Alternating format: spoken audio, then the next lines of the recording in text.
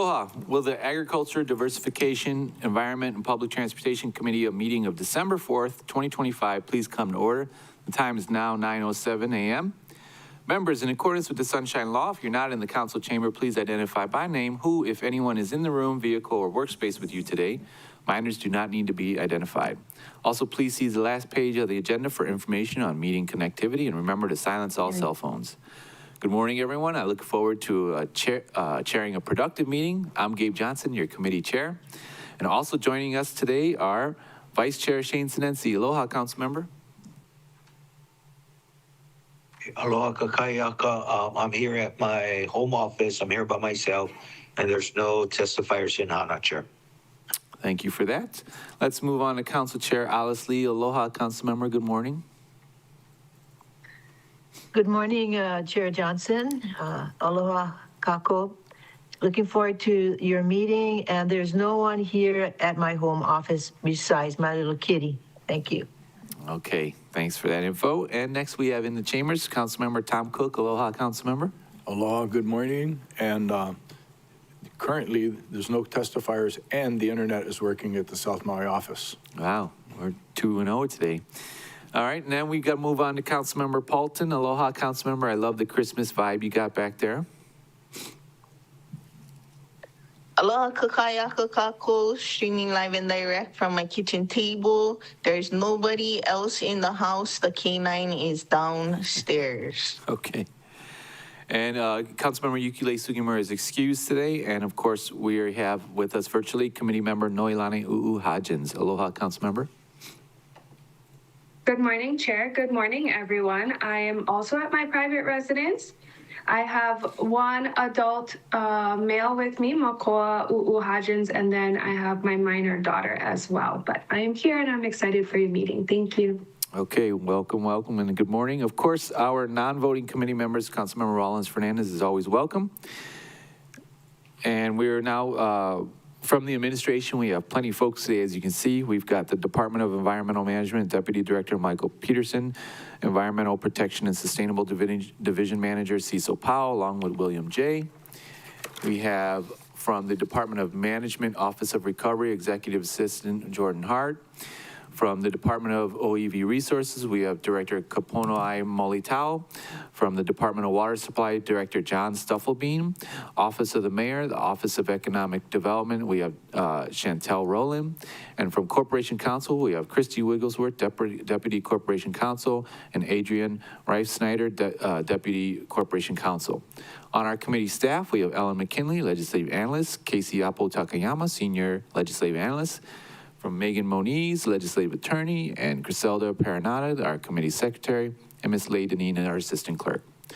Today on our agenda, members, we have two items, very important items. I'm really excited to learn more about them. We have ADEPT 1, parentheses 1, reviving the Naulu Cloud Bridge, and ADEPT 1, parentheses 12, aquifer mapping and long-term monitoring of water resources on Maui.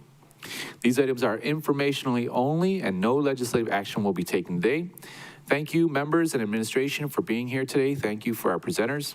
Let's begin with public testimony on all items on the agenda, although public testimony is also welcomed after the presentations of each item as well. So, staff, do we have any testifiers?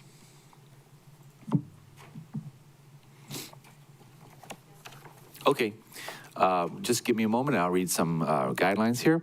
Oral testimony via phone or video conference will be accepted in addition to in-person testimony. Individuals wishing to testify in person may sign up with a staff member at the entrance of the chamber. For those joining the meeting via Microsoft Teams, those wishing to testify can let staff know by using the raise your hand function if you wish to testify. Once you have been added to the testifier log, staff will lower your hand.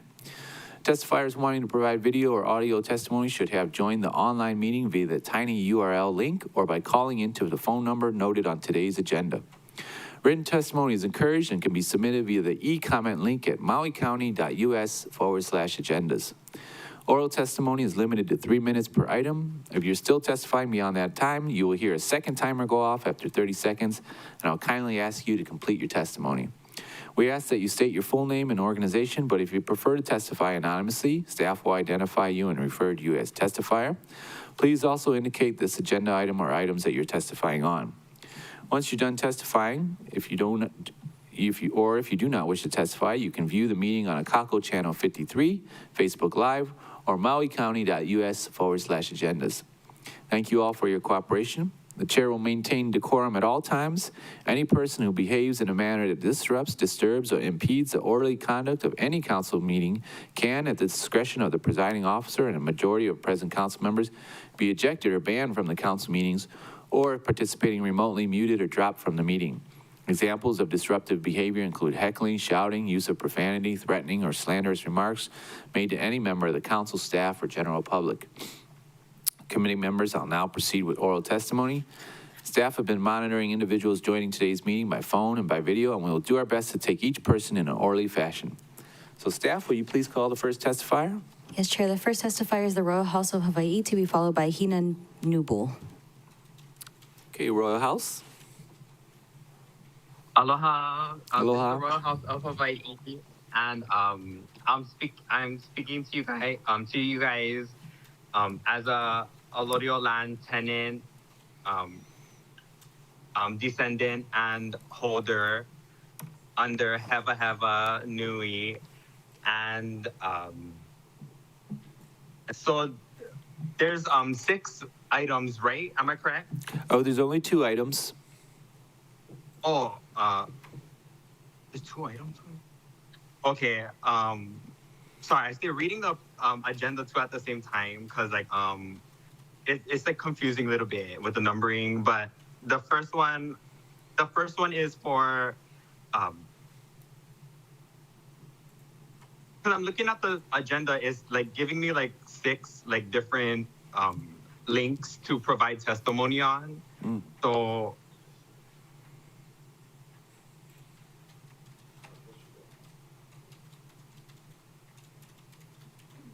Uh-oh, did we lose you? Oh, no.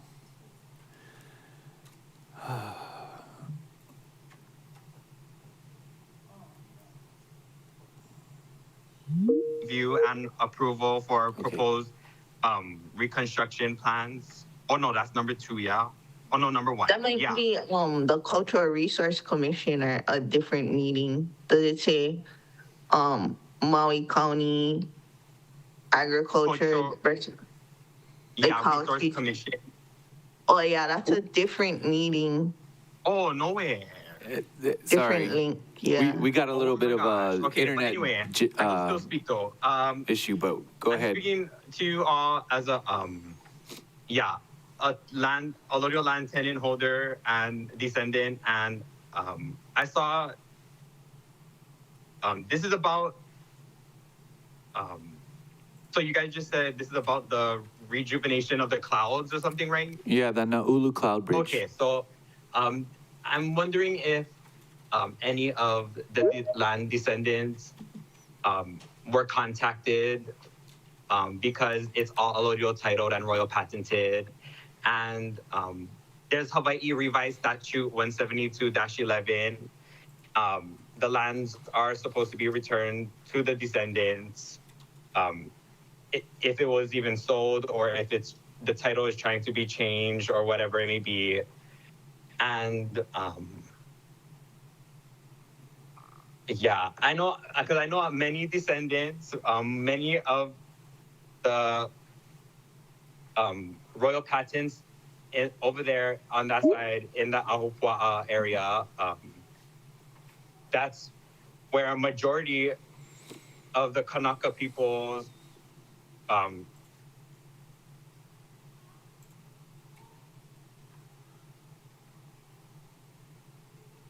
Oh, did we lose you again?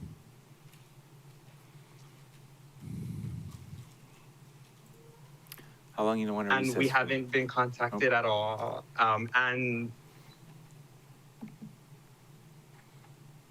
yeah, I'm just wondering Okay, if the descendants were called anyway. okay.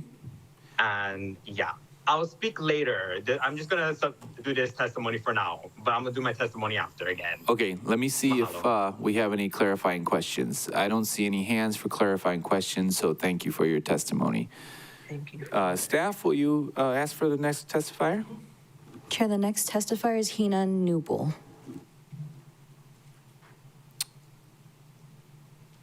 Okay.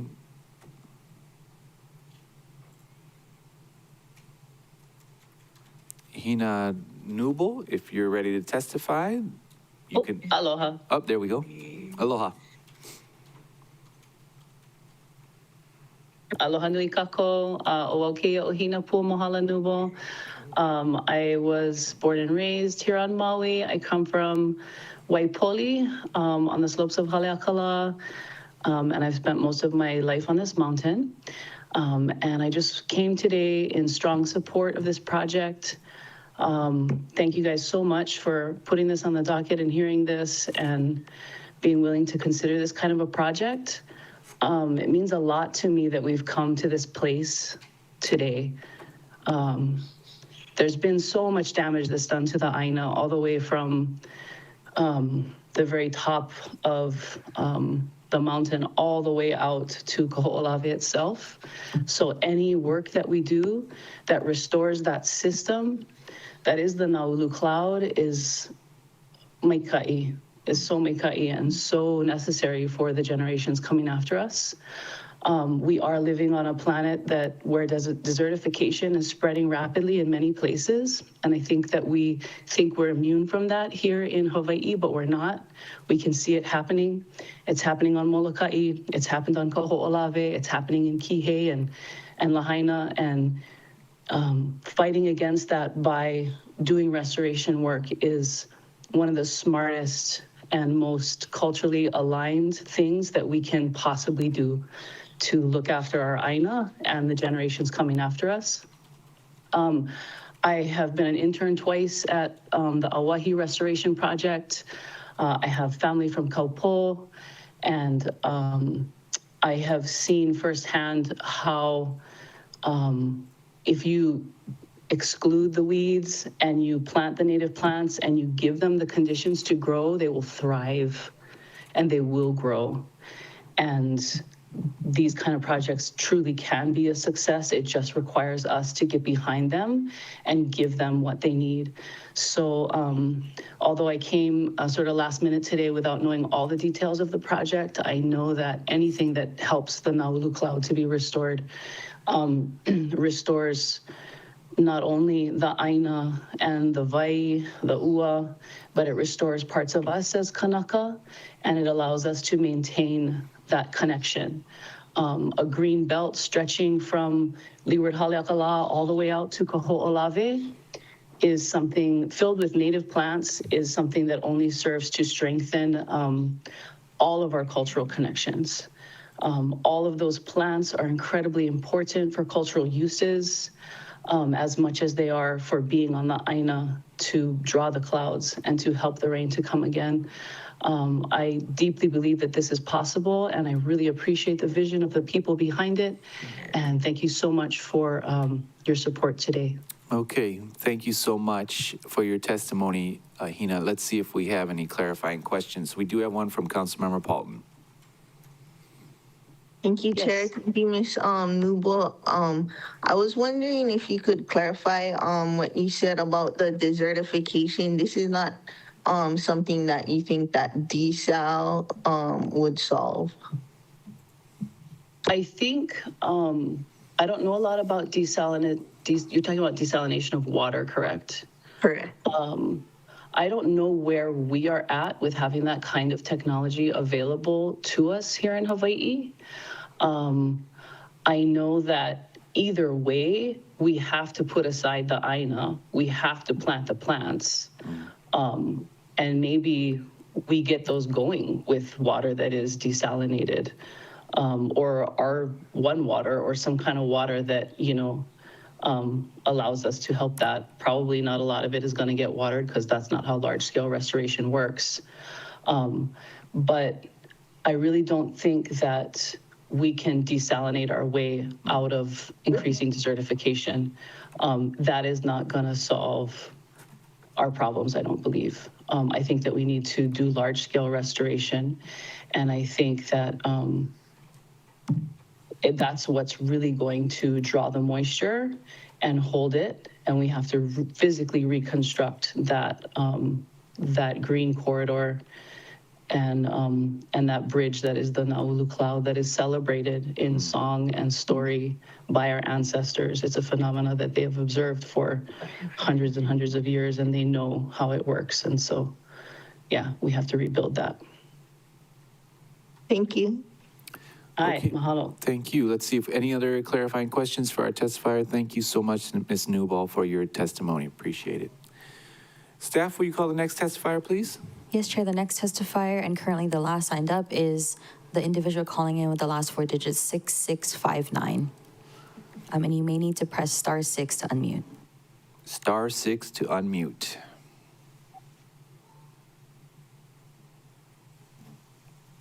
Aloha, this is Robin Knox. Can you hear me? Loud and clear, Ms. Knox. Oh, great. Thank you so much. Aloha, my committee chair and members. Mahalo for allowing these important presentations for consideration. I commend you for looking for ways to malama our water resources. It's especially heartening to see all the relevant departments there, including DEM today. With regard to the aquifer mapping, modeling, and monitoring, it is essential. Often you may hear people say they don't like studies, they want actions, but actions can be ill-advised if not grounded in reality, like knowledge of rainfall, aquifer location and bounds, water levels, and water quality. Some of the information you'll see presented today demonstrates the folly of making decisions about sustainable yield without this understanding. Already we are over-pumping wells and causing salination of freshwater resources. I support expanding the scope of the study island-wide. South Maui in particular already has a large number of wells and more planned for the Wailea 670 project and the Kamaoli Aquifer, which has a very limited sustainable yield and many aquifer-dependent ecosystems along the coastline. A lot of people may not be familiar with the concepts of monitoring, modeling, and adaptive management, but these modeling systems help us define and understand how the system functions, and it gives us a management tool that only gets better over time because every time we do the monitoring, it improves. Our current system of water resources management is reactive. We implement management measures only after negative impacts have occurred. Having the mapping, modeling, and monitoring system will allow decisions to be proactive by predicting what the impacts of withdrawals would be before making a decision. So I encourage this also to be expanded to our surface water systems as well. There's only one water, and our surface water management affects groundwater and vice versa. Lastly, water resource discussions often have a tendency to focus on human usage. We must also protect our ecosystems by maintaining adequate groundwater flows to wetlands, springs, and loko'ia. The groundwater protects the aquifers from salt intrusion at the coast, and the punavai provide cooler water refuge for fisheries in the loko'ia, which is increasingly important with a hotter climate. So I support the landscape scale restoration and reforestation. That is actually the only method that brings more fresh water into our hydrologic systems. I'll repeat that. That is the only method that actually brings more fresh water into our systems. To take care of all of our water needs, landscape scale, nature-based solutions are best. We have to take care of not only the needs of humans, but also the needs of nature. Mahalo nui. Thank you, Ms. Knox, for your testimony. Let's see if we have any clarifying questions. We don't have any, so thank you once again for your testimony. Staff, will you call the next testifier, please? Chair, we see that the Royal House of Hawaii is raising their hand, but we're still in the first on that opening. Right. So if they would like to testify on the second item, they Okay. can.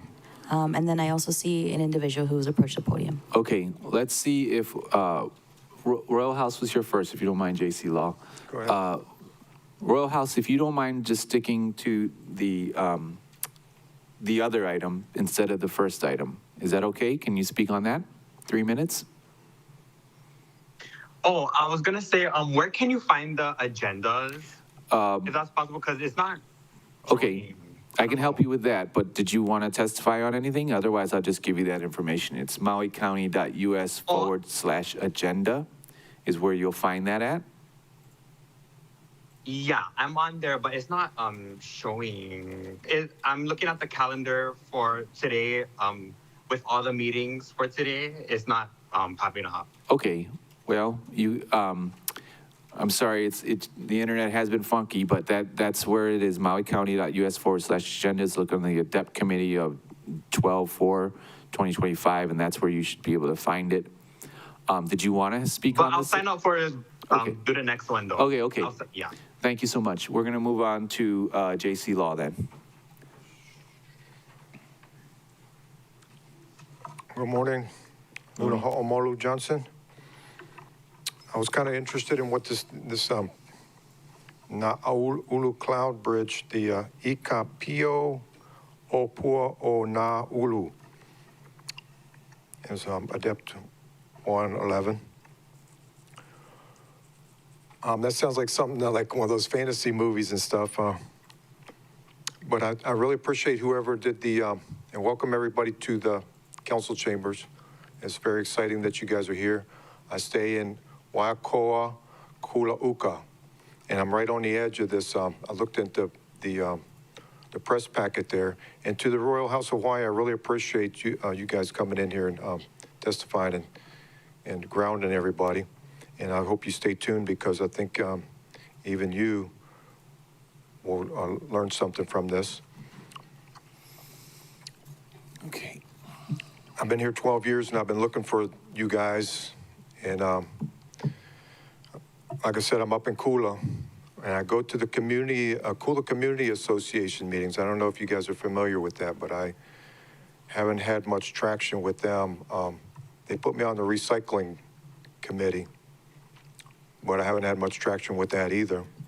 And I appreciate Mr. Cook being here because he's a close associate of my representative, Yukile Sugimura. And I hope she's watching. She's probably doing something very important. Okay.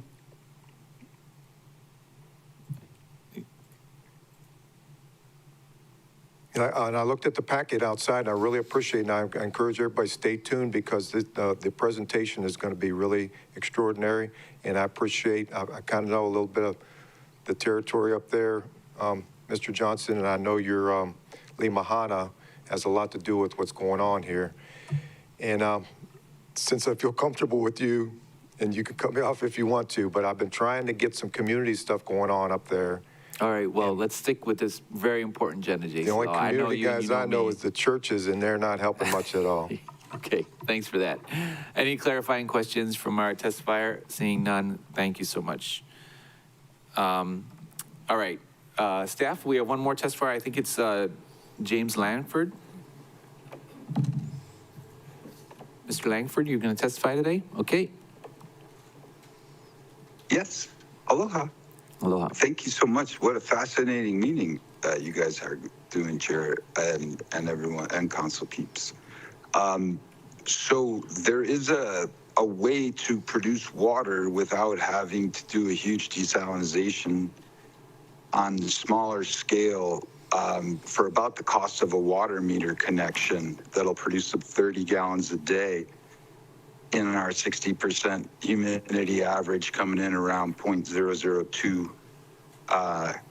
gallon cost. So I've posted that on the Facebook in today's meeting and the link for the Royal House of Hawaii as well. So that can help your math, and those grants are easier to achieve with the USDA and the CDBG, et cetera, on those scales, because you're not going up against, well, you know how the process works. So the smaller multiples with matching funds seems to unlock water in a way that can honor the existing needs for the Hawaiians and everything, that comes after that. So cool.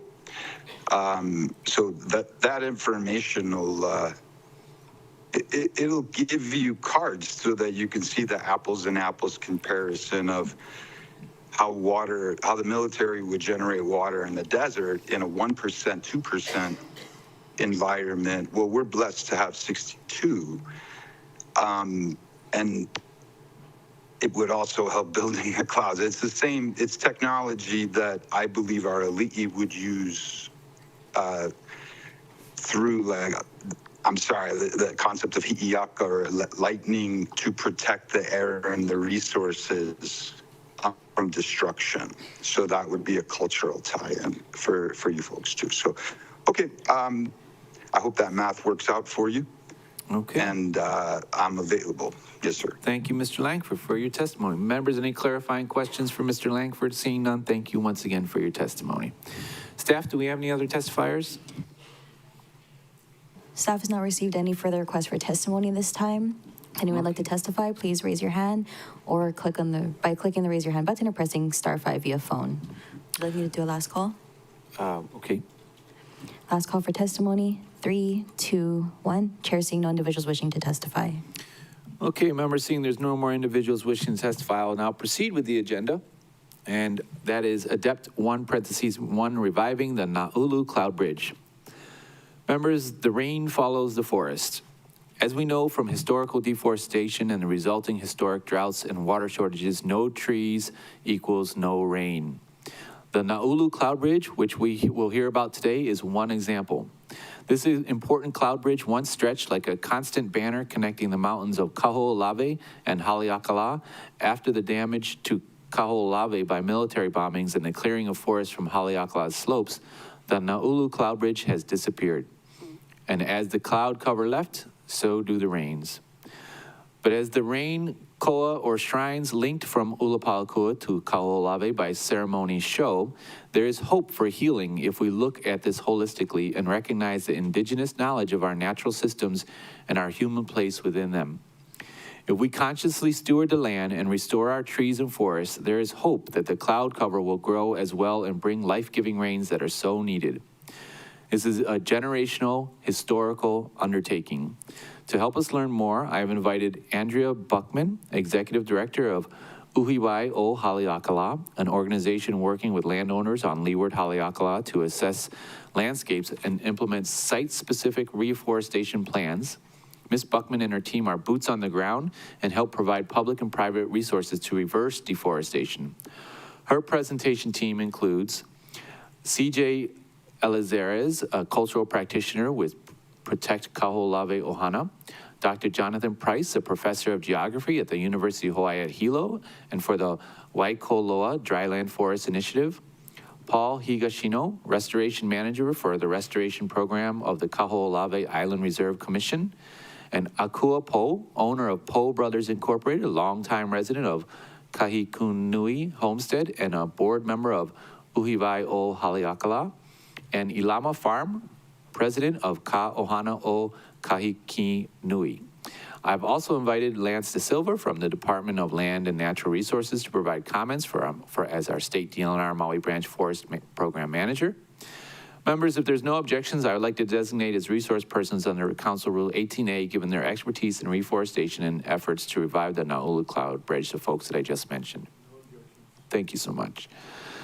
All right, Ms. Buckman, thank you for being here. Please introduce your team and commence with your presentation. The floor is yours. Mahalo. Aloha mai kako.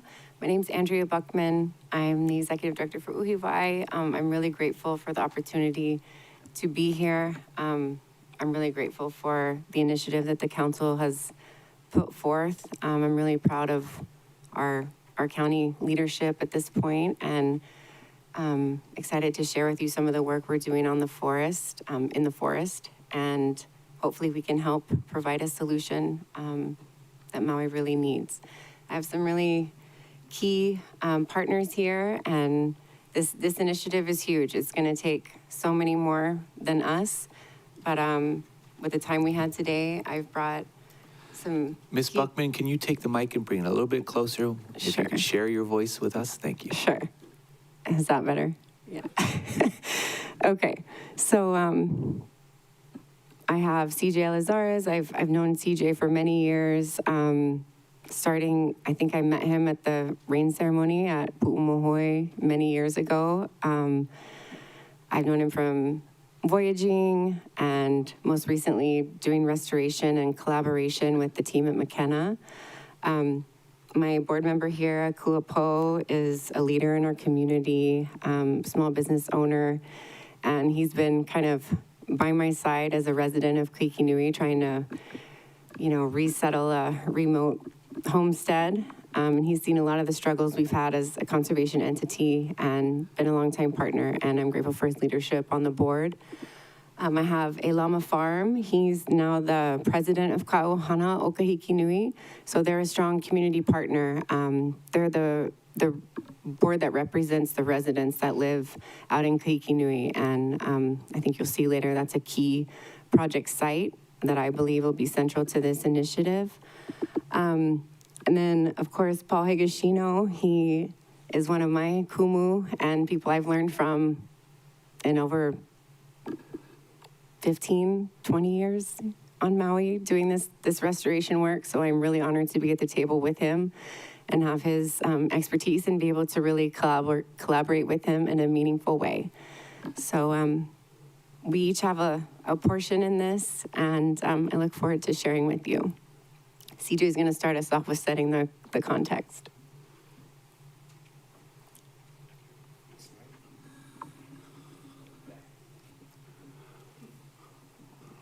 Oh yeah, first time looking at these slides. Thank you guys. So we can just look at the picture on the left. Oh, loka kayaka, everybody. If you look on the picture on the left, and you can see that was taken from an airplane on one of our flights back. And it shows Ko'olave in the foreground and Maui in the background. I really love this picture, which made me really look out the window that day, because it really shows all of the pieces that create this Naulu cloud. It also recognizes the other cloud banks and cloud bridges that are coming off of Maui. For this picture, you can see the Alenui Haha channel on the right, the side where the words are, and the wind comes off of that channel. Everybody knows the Naulu wind that comes off of that channel. But in the back there, it comes off and comes up Kaupo and pushes the evaporation off of the surface of the ocean onto the land. The heat from the land in Kaupo and Kaikinui drives it up the steep cliffs of Paliku, and it starts to congregate, the water starts to congregate as a cloud. And then it comes over to the Honuaula, where it meets at Pu'umakua at about 6,000 feet elevation. And that's the right side of the cloud. The left side of this picture, you can see the Kualono coming from Pi'iholo. You can see how it comes from Ukiukiu, another cloud bridge that comes across the isthmus of Maui. You can see a shorter cloud, if you can recognize where Kihei, Kulakai is in there, and that's Kulani Hakoi, another cloud bridge. Anyway, those clouds and those water vapors being pushed by the Moa'e winds through the Central Valley comes up against the Kualono across Kula and meets again at Pu'umakua. We have ceremonies at Pu'umahoi, on Koho'olave, and in many other areas in Honuaula to recognize Kane, which is simply all of these winds, clouds, rains, the plants, and most importantly for this is heat. And at Pu'umahoi, we call the cloud down, and recognize all of its powers, make it heavier, offer it ho'okupu, and call it down so it doesn't fly over Kaho'olave. Pu'umahoi is at 2,222 feet, real easy to remember. Ko'olave is about 1,600 feet in elevation. So if the cloud stays high, which it has been doing, because there's nothing to grab onto, well, there is now. I think we'll get into that later. It'll miss Koho'olave as a whole. Now, Naulu, what we're talking about today is just a small part. It is Kale Naulu is the larger name of this cloud bridge, which goes past Koho'olave. It goes over to Lanai, goes over to Molokai, and then returns back to Maui. But we're talking about this restoration effort here on Maui because that is the beginnings of this cloud, taking care of what we know as Kaupo Gap, Kaupo, Kaikinui, Honuaula, as a whole, the channels that surround it, and then even into the central valley of Maui. All of those things contribute to this. The cultural end is not very different, is not different from the scientific end. These are all the same things. We're talking about all the same things. The sanctification of this cloud, the sacredness of this cloud comes because we recognize this as life. If we keep on saying water is life, then we need to recognize these things as such. We're going to show some of the work that we're doing that honors this cloud. Next slide. All right, now these pictures are from Koho'olawe, and Waiaka is a reflection. It's a reflection of this cloud and who we are as people. We have all of these ahu or ko'a standing up in different spaces. The pictures are from Ko'olawe now, one from Hakioava, and the other one at Pu'umo'ulanui, and that's another ko'a. So that's the receiving ko'a Ka'ipu Akane on Ko'olawe. From the previous slide, we had the No'ulu ko'a at Ulupalakua, and that we encourage the exchange.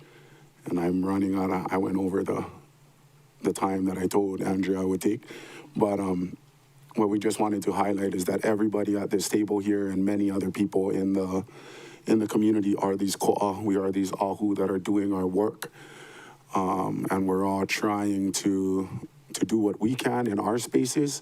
I, for instance, work in the lower dryland forests of Honuaula, whereas I don't know what Andrea guys do up in the mountain above the clouds, but we're trying to, just like this bridge, figure out connectivity between our different organizations, our different works, and how we can make a continuous bridge, not only in the sky with the clouds and the water, but through our networking and collaboration as partners on land, as people, and as conservationists, I guess, if you want to be that.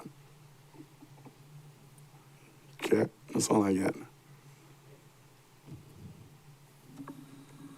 Mahalo. I love learning. It's never gonna stop, and I was taking notes as he's speaking, so I just am so grateful for the opportunity to collaborate with all these people and hopefully with many more. Thank you so much. So I first started back in 2004. I was working as a researcher at a college. I studied tropical ecology and conservation, working for Pacific Whale Foundation. I was volunteering up in the mountain. Thank goodness I met Dr. Art Medeiros and started volunteering, and then worked doing whale research for a couple years, and then was able to get hired full-time, I think, in 2007. So this is all I know. This is what I know and what I do, and I still know nothing. I'm just enamored with this work.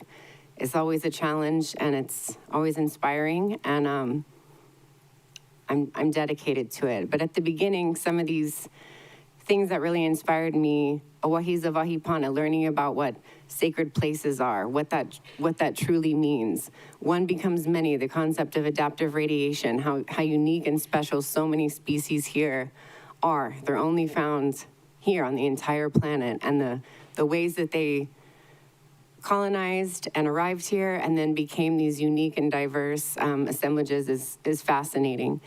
Where rigor overlaps with relevance, that's kind of where we look at that role between science and understanding and community. How much do we study versus how much do we do?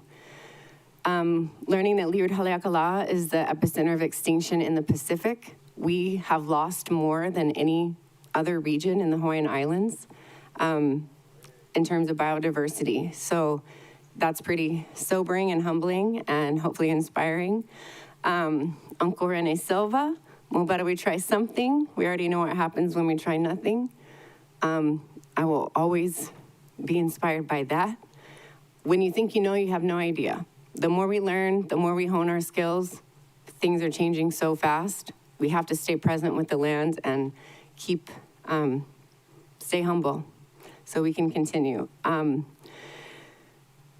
Kikinui, Awahi Kamakani, this is just an image of basically what Awahi started as. Art designed it as a square so you could see it. It started as 10 acres, then 23. You can really see that you can convert degraded pasture land and really decimated native forest back to a native-dominated ecosystem. You can do it. It takes a lot of work, a lot of volunteers, a lot of community, a lot of diligence. Starting small is important, but it's possible. This set the stage for many larger scale restoration projects on Maui, and also has been inspiring for projects across the Pai'aina and across the world. It's a globally acknowledged site. I was fortunate enough to be able to learn from. So right now on Li'ud Haleakala, about 5% of our native forest is all that's left. Mohale Kawai, Kamako Kapua, we know that if we don't have water, we don't have flowers, we don't have happiness, we don't have health, we don't have abundance. So we're looking at 5%. Some of the threats and challenges that we face are erosion. With that loss of forest cover, the sediment is sheeting off into the near shore waters and disrupting reefs, disrupting economic systems, disrupting roadways. Introduce unmanaged animals like axis deer, pigs. On the picture on the left, you can see a couple of pigs got into one of our fences and just did a huge amount of destruction. We turned that into a positive and started planting into that area because they dug up the soil for us. But ultimately, you're constantly looking at threats. Those animals are too much for our native ecosystems. The plants didn't evolve to defend against these types of threats and this type of pressure. So unmanaged animals is a huge problem. Fire, drought, invasive grasses, you're probably very familiar with it. It's a cycle, right? So the more fire that we have, the more invasive species come in, especially fire and drought adapted grasses. Most of those were introduced from Africa to be fodder for cattle. So that was because they thrive in full sun and dry areas. So they happen to be fire adapted too. And then the more fires we have, the further those things are spreading up into the native forest. And then you get a picture on the right. You get a storm right after a fire and you see, that's probably tons of sediment. If you can see the tiny truck in the top left, that's tons of sediment flowing right into the ocean in Kahikinui. So, we can have meetings, we bring people together. This is an example of that, I think, after the fire in 2016, and it keeps happening over and over and over again. We're not doing enough fast enough. So, et cetera. Storms, winds, suppression of seed bank, pathogens. We have rapid ohia death. We've seen it decimate over 80% of Hawaii Island's ohia forest. It has been detected on Maui a couple times. It's something we have to stay vigilant for. The storms, the picture on the right to me is heartbreaking. A kumukoa tree just twisted and broken down by the wind. The more our forests are lost, the more the lack of understory is there, the more winds come in. Those winds are bringing the pathogens like rapid ohia death.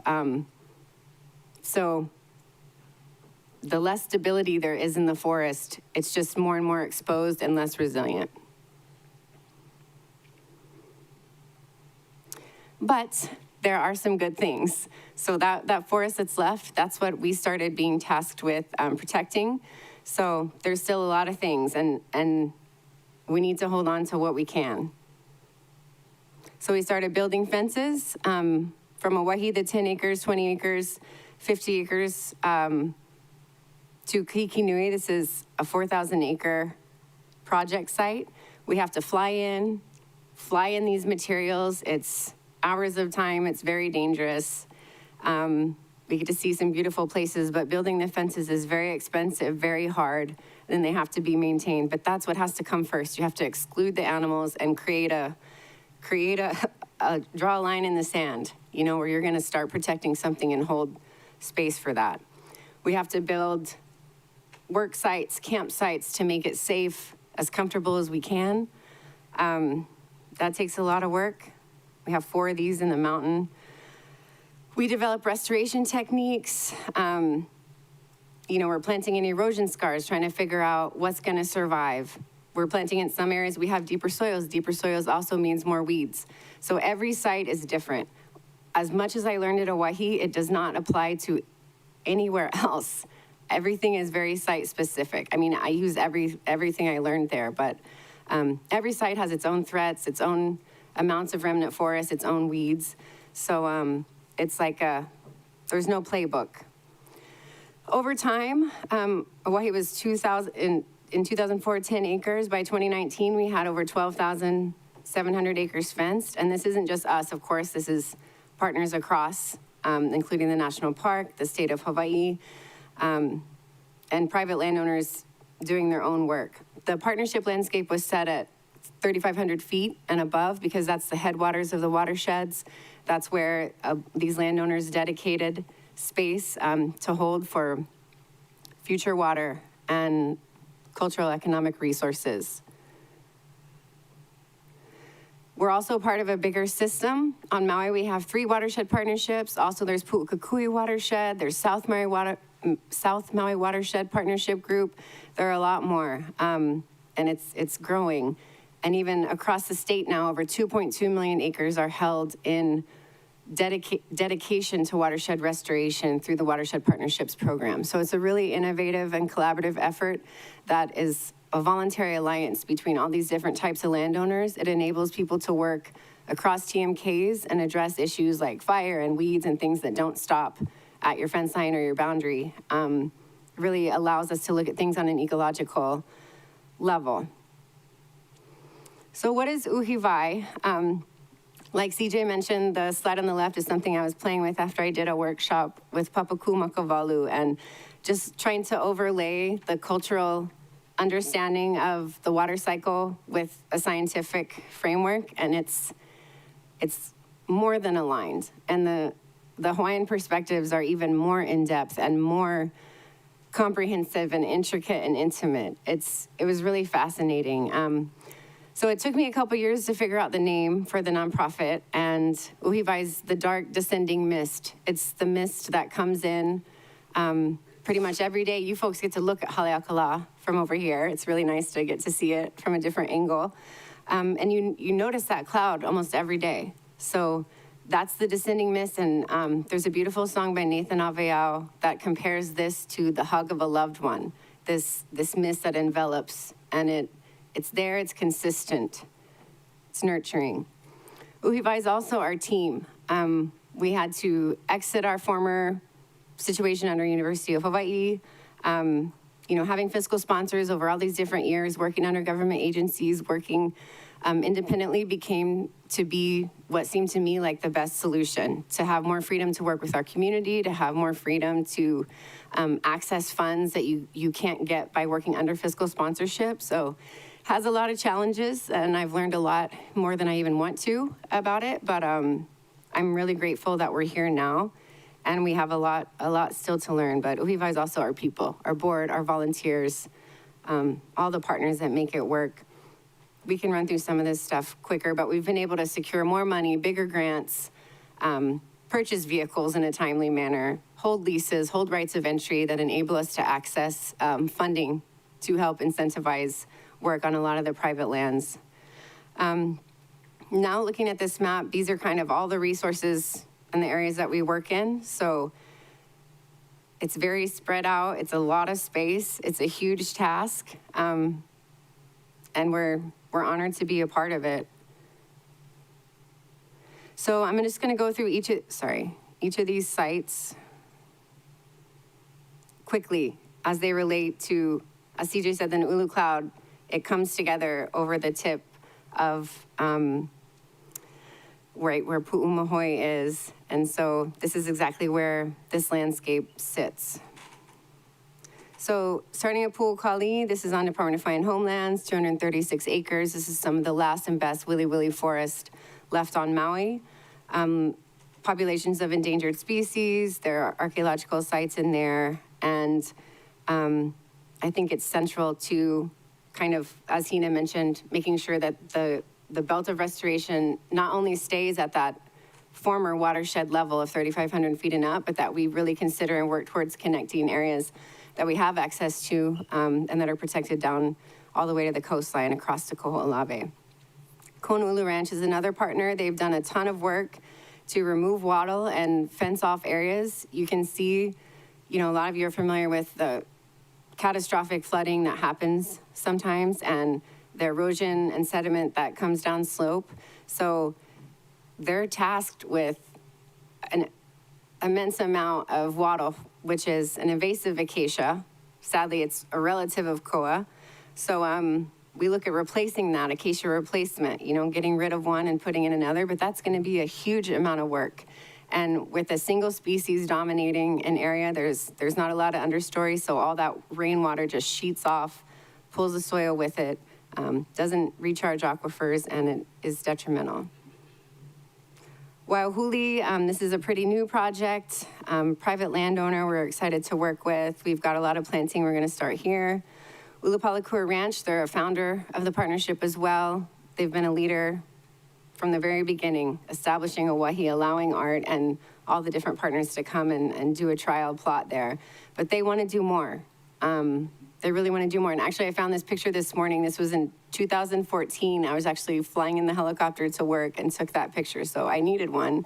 And it was on this very day in 2014. So I was grateful for that. And it was a good reminder of the things that we still want to do. There's a lot of projects that still need to be completed or started. D.T. Fleming Arboretum at Pu'umahoe. Uncle David's here today. He's just a precious resource and fearless leader, managing this critically important area. It's a refuge for many unique endemic native species, and he allows so much education and engagement. It's really a beautiful place that I'm just beginning to work with again and understand. And so I'm really grateful for that. We had a group of KS students come up, a group from the Kealani. It's just it's nice to have an accessible location with such special ecological treasures that we can share. Kanau Natural Area Reserve, we work with the state here, mostly controlling Baconia right now. It's one of the worst weeds on that slope. So we've killed Baconia across over 119 acres so far in that natural area reserve. Hikina'u, it's an area that we have a right of entry to, but we don't work down there yet. But I think it's something that, should this initiative really be taken on, we'd like to do more work there and support the state's efforts and leadership in that area. It's again, just visually, you can see that it's central to this whole initiative. Dichichokikinui, you're gonna hear about that a little bit more, but this is the heart of what's left of Leeward Haleakala. This is where the best remaining intact forest is. It's on Hawaiian homelands. They have an entire moku that's within Department of Hawaiian Homelands ownership, so it's a huge opportunity. 4,500 acres fenced. We're working in smaller units right now. You'll hear more about that later. Nakula Natural Area Reserve is next over. That's an area that has been central to developing restoration techniques. We built this small 1 acre fenced area, the square here, to develop different planting spacing for koa na ali'i. I think we did that in like 2007. And then after that, the NAR was built. And so you can see just behind that, the forest starting to fill in. Now it's even filled in more. You can really tell the difference between inside and outside the fences. It's inspiring. Kuikinui Forest Reserve is next to the east. This is in that area. It's even more degraded. And you can clearly see how much actual just natural regeneration comes in. There's a lot of planting that goes on here too, and we have to keep adding biodiversity in places that are so eroded like this. But it really does make a difference, even within 5 years. This type of revegetation can be accomplished.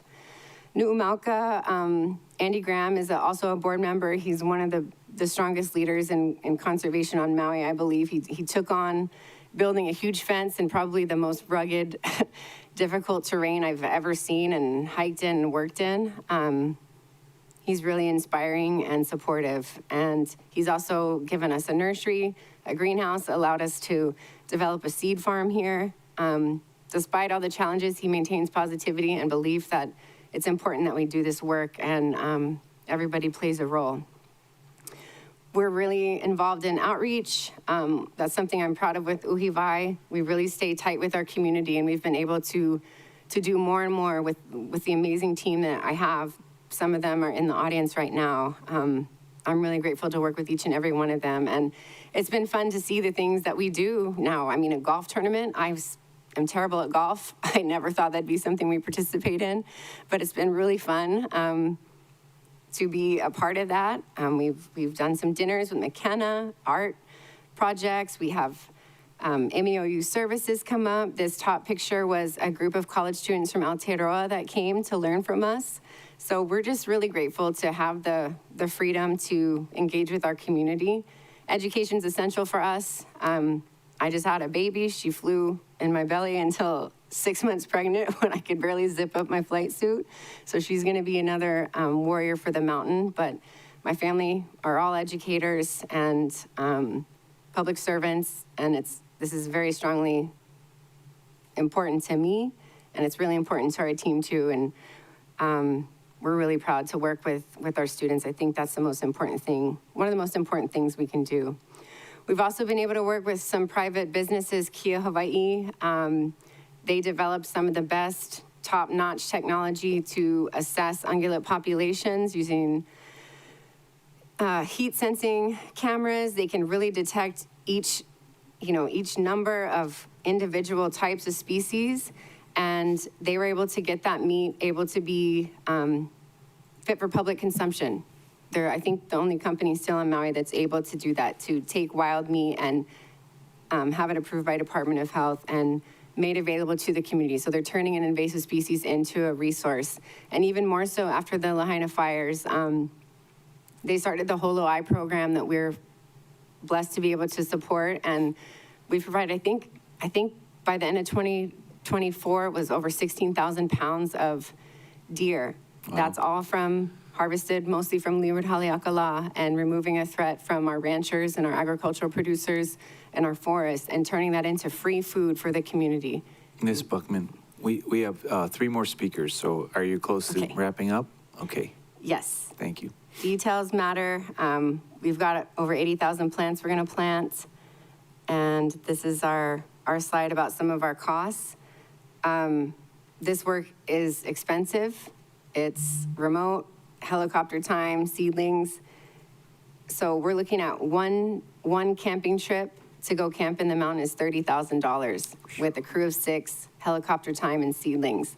So prices keep going up, and I just want to be straightforward about, as much as a nonprofit can do to cut corners and be economically responsible, it's just very expensive work if you want it done right, and the long-term maintenance and everything that's also involved. So hopefully we can talk more about that.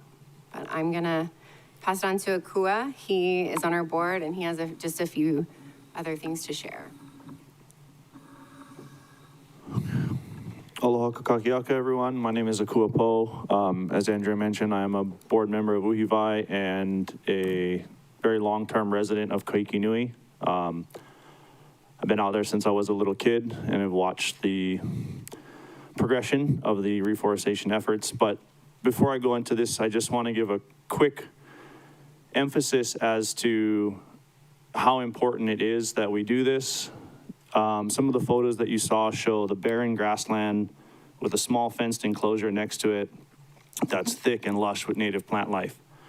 The Uhiwai that Andrea mentioned, that cloud that collects on the mountain, it doesn't necessarily rain in the open areas, but when you stand underneath these trees, the old koas that are still there and the new ones that are planted, ground, pouring water, where outside of the tree in the open grassland area, it's bone dry. So all of these different areas that Andrea pointed out are a small contribution to the greater picture of reviving this cloud, right? The more trees we have, the more water falls, the better for the land. It's as simple as that. But my portion of this is really to emphasize, as a small business owner and someone that lives in that elevation where the clouds come, to make this happen, we need immediate resources to work. You know, for us to produce a viable amount of native plants to propagate and put in the mountain, we need water at the base yard. You know, we need electricity, we need a large functioning green and shade house, and all of these things require stable funding and long-term leases to know that we can continue this work to make it viable. Every small thing that we do will contribute to the bigger goal. You know, like you said, this is a multi-generational goal to restore the Naulu cloud. But I truly believe that by taking it one small step at a time, you know, through all of these different groups, all of our collaborated effort, we can achieve it. So we appreciate anyone's support. We appreciate the council having us here today. And I just want to say that it can be done, you know. You can literally see the water falling in the areas where we plant the trees. So that's my portion, you guys. Mahalo, everybody. Thank you, Mr. Poe. Aloha Mike. Aloha Mike Kako. I'm a Lama Farm president of Ka'ohana o Kaikinui. I'm here today in support of Uhivai and their reforestation efforts. I'm also here to highlight a little bit about our community, to give you perspective of residents that live in the Naulu restoration, part of the restoration area, and to give you perspective on our mindset as independent homesteaders. We are descendants of Hawaiian homeland pioneers dedicated to protecting and restoring our moku. I always have to pay tribute to the founders of Kaikinui, the ones that pushed to open up the Aina for us, many generations of us to benefit from. So always mahalo to the Kaikinui pioneers. To give you perspective, we have a very independent mindset because we're so remote. We have completed 3 county grants. We received a 4th. And I wanted to give a mahalo to Yukile Sugimura for always being very supportive of our community. To give you an example of what we do, we have such a strong volunteer base. With $25,000, we were able to enclose this community center. Next. And here's a small picture of volunteers. The $25,000 was 100% just for materials, and then all the labor is free. And this is pretty much how we approach all our projects. I'm going to highlight, you know, what we're going after is a independent water source, and this is a fog drip project that's been many years in the making. But right now it's at our doorstep. We have all the money to facilitate construction and implementation. We've bought 90% of the materials. This structure here is a 24 by 24 receptacle where water tanks are in this structure, and this will receive the fog drip once it's installed. And this was through a DHHL grant and a county grant. So this phase 1 is completed. We're currently working on phase 2. We recently received, we're part of a Maui Hikina cohort, Holani Hanang, and we received $150,000 from them. So we're earmarked and geared up to do construction. And we're just waiting for a few administrative things from DHHL. Here's a schematic of an overland. It's kind of hard to see, but on the bottom left is the fog drip catchment area, and there's a 1,000-foot elevation between the structure, the water tank structure, and the catchment area, and it'll have an overland pipeline of a few thousand feet of pipe that'll go towards the water tank structure. Data shows we have a weather station there, and on an optimum day, we can collect 2,000 gallons of water per day. We're also working on a DLNR fire mitigation corridor in collaboration with them. The proposal is to build a fire corridor from our main gate out towards Kaupo, a 300-foot wide buffer and then we're gonna put grazing animals in the corridor to address fire mitigation. This all leads us to supporting an Uhivai reforestation project. Then we're looking at our Kahiki Nui Moku, and the area on the top left in purple is 4,500 acres. So we have a tremendous opportunity to restore a huge portion of our mountain, and we're approaching this through a Western lens and a cultural lens. As we view our moku in a way like as a konohiki would, and it's our responsibility to restore our moku and restore our watershed, and this all will affect us directly by having us have a sustainable, pure water source. Also, like in a recent fire in August of this past year, that area circled in red highlights the density. This is a cultural site map of different cultural archaeological studies that's been done in Kahiki Nui. So the area in red, you can see how dense the cultural sites are in that area. This next slide is a little hard to see, but this is like a photogrammetry aerial view of Kahiki Nui in where the fire was. The areas in blue are bulldoze paths. And if you blow up the photo, you would be able to see all the historic structures in this area and near misses and unfortunately sites that were destroyed. So as a community, we're taking a stance to protect our community through buffer zones and fire breaks, but also not allowing any future bulldozers to come into this area because we need to protect it. Sorry, lastly, just to break up the ice a little bit, this guy might look a little familiar, but as you know, episode 1 for Chief of War was filmed in Kahiki Nui. Mahalo. Wow, that's fascinating. Well, okay, that was great. Is there any more? Now it's Paul Higashino's turn from Ko'olave. Okay. We have about 5 more minutes, so if we can move this along. So Andrea, if you can look at the slides really fast. Again, I'm Paul Higashino, Ko'olave Valley Reserve Commission. I've been working out there since first time 1978. Worked for a contractor for the military, and the amount of change I've seen on Ko'olave has been tremendous. And everyone contributes to the destruction of the island to the military. The island was gone before that. The cattle, the goats, the sheep.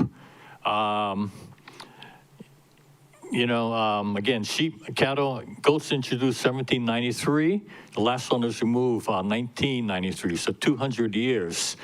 And if we can't get to my slides, I think what I want to focus and emphasize on is that, what happened to Ko'olave is happening to all the other islands, and it will. I look at Kahiki Nui. I look at, from the deer on Maui from 9 in 1959, Pu'okali. Now we're at 150,000. And when I first went to Ko'olave in 1978, the high water mark after heavy rains on the beaches was goat pellets. And, I'm sure that will be happening soon in many of our beaches where the tourists, or, where we like to, go to and have, take our families. And, I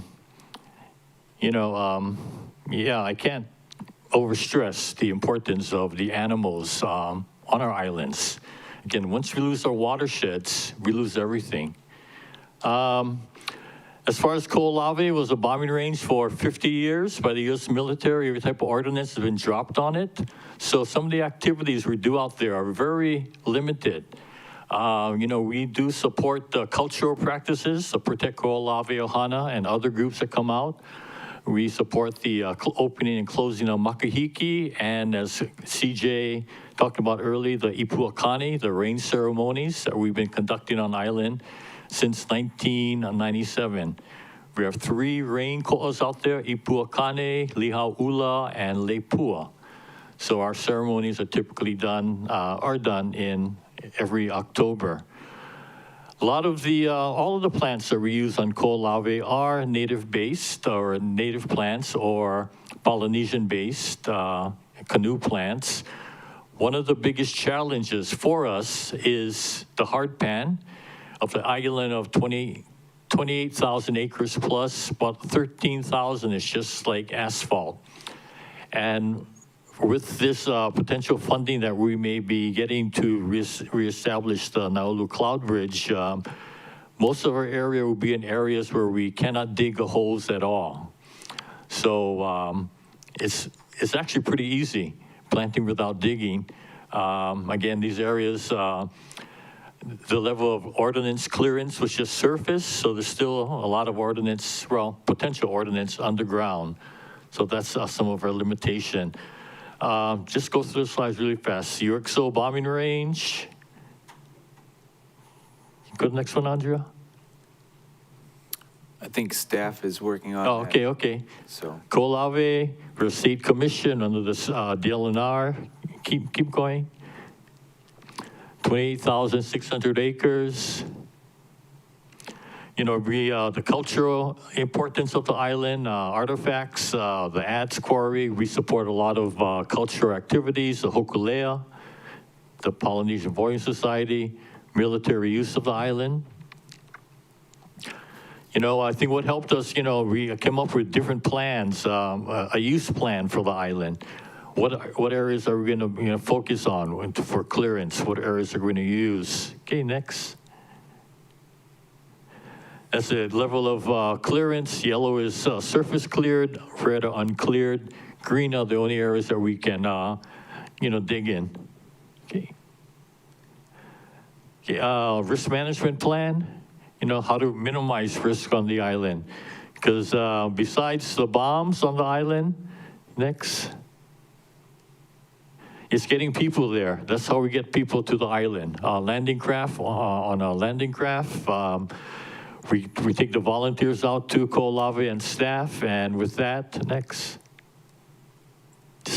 We have a base camp. We provide all our own, supply our own energy out there, photovoltaics, produce our own water. We are able to keep volunteers safe and housed out there.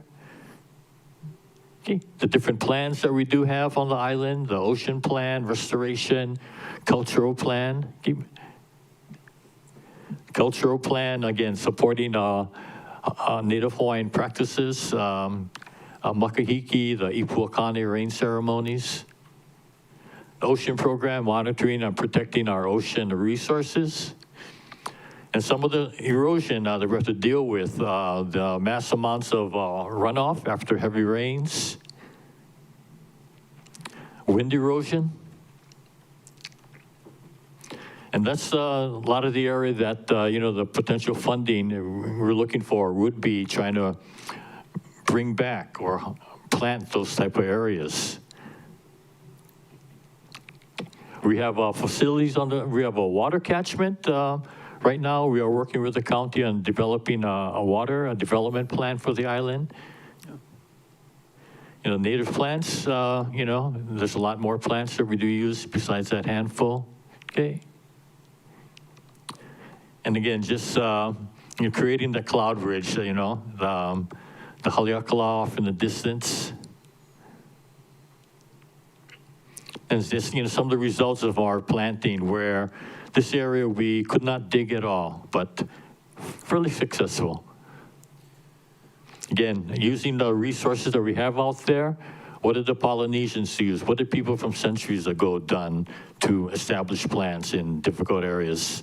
A pile of rocks. And again, just some of the other areas that we worked in by throwing out rocks, throwing out seed, and, occasional watering, walking away. In some of the monitoring we do to measure our results, soil erosion, water infiltration rates into restored or planted and non-planted areas. Measuring sediment and turbidity around the island after our work areas. Okay, biggest thing is a fire on the island right now, the 2020 fires, but burned the island about 10,000 acres.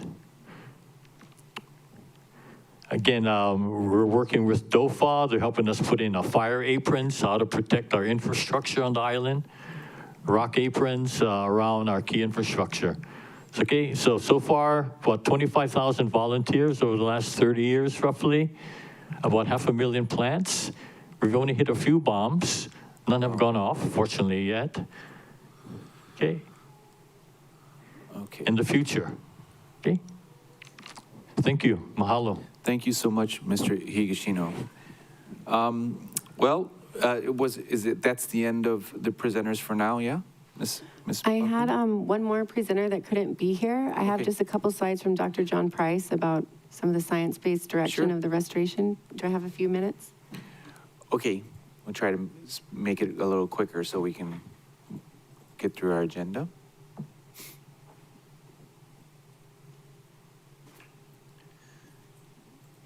Basically, Dr. John Price works for UH Hilo. He's been a longtime colleague and collaborator. He will be available as a resource to the council and is going to be a partner for us in all this restoration work for years to come. Thank you.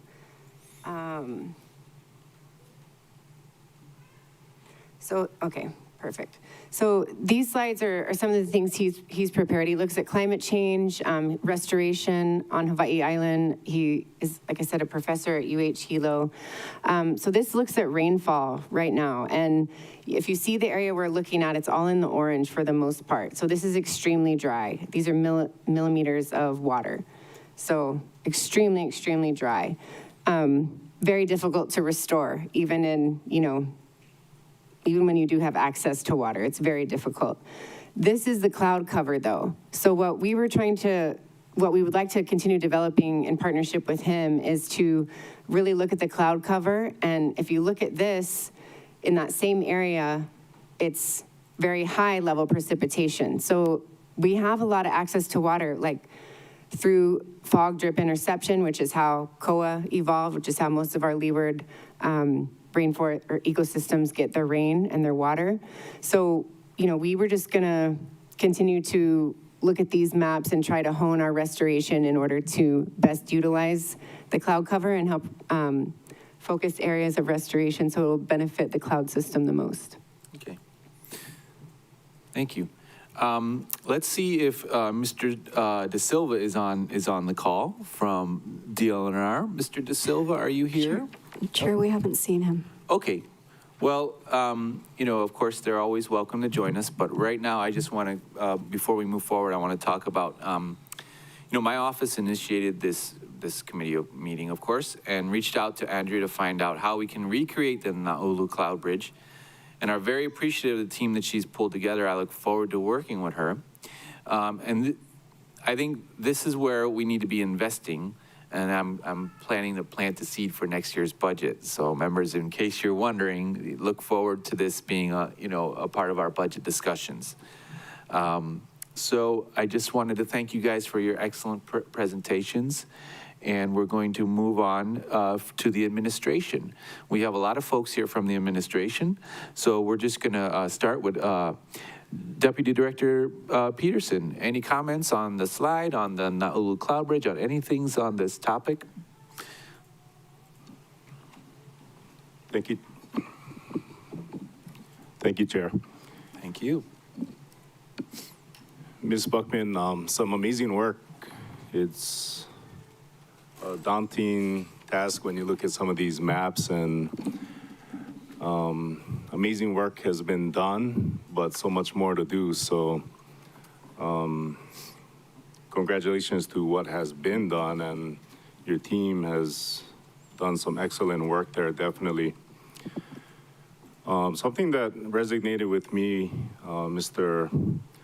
Alazares said is, talking about bridges, not only the Cloud Bridge, but bridging people and organizations. That was something that really hit home for me. And, you know, talking about the magnitude of this project, not one person or not one organization, not even just the county can get something like this done. So, you know, looking forward, DEM is looking forward to supporting and doing what we can to support your organization and many of the organizations here. I'll turn it over to Cecile and William if you have anything else you want to Sure. add. Cecile, William, from Department of Environmental Management and Sustainability Division. You guys have any opening remarks? Thank you, Deputy. Thank you, Chair. Yes, we are very excited to partner with, and we have partnered with some folks already to reestablish this cloud bridge. It's interesting how so many different organizations and grantees are play small parts in the big picture of what is needed to make this big venture happen. And we're here for the long haul. EPNS has been growing. Our team is 13 strong now, and we are getting well-oiled, machined, and ready for the next year's grant season. And a lot of the sustainability grants, wetland restoration grants, and green grants coincide with our climate action resiliency plan that is going to be updated here soon to include you know, these types of projects with water resources and natural protection of this project and other ones like it. Okay, thanks. Thank you so much.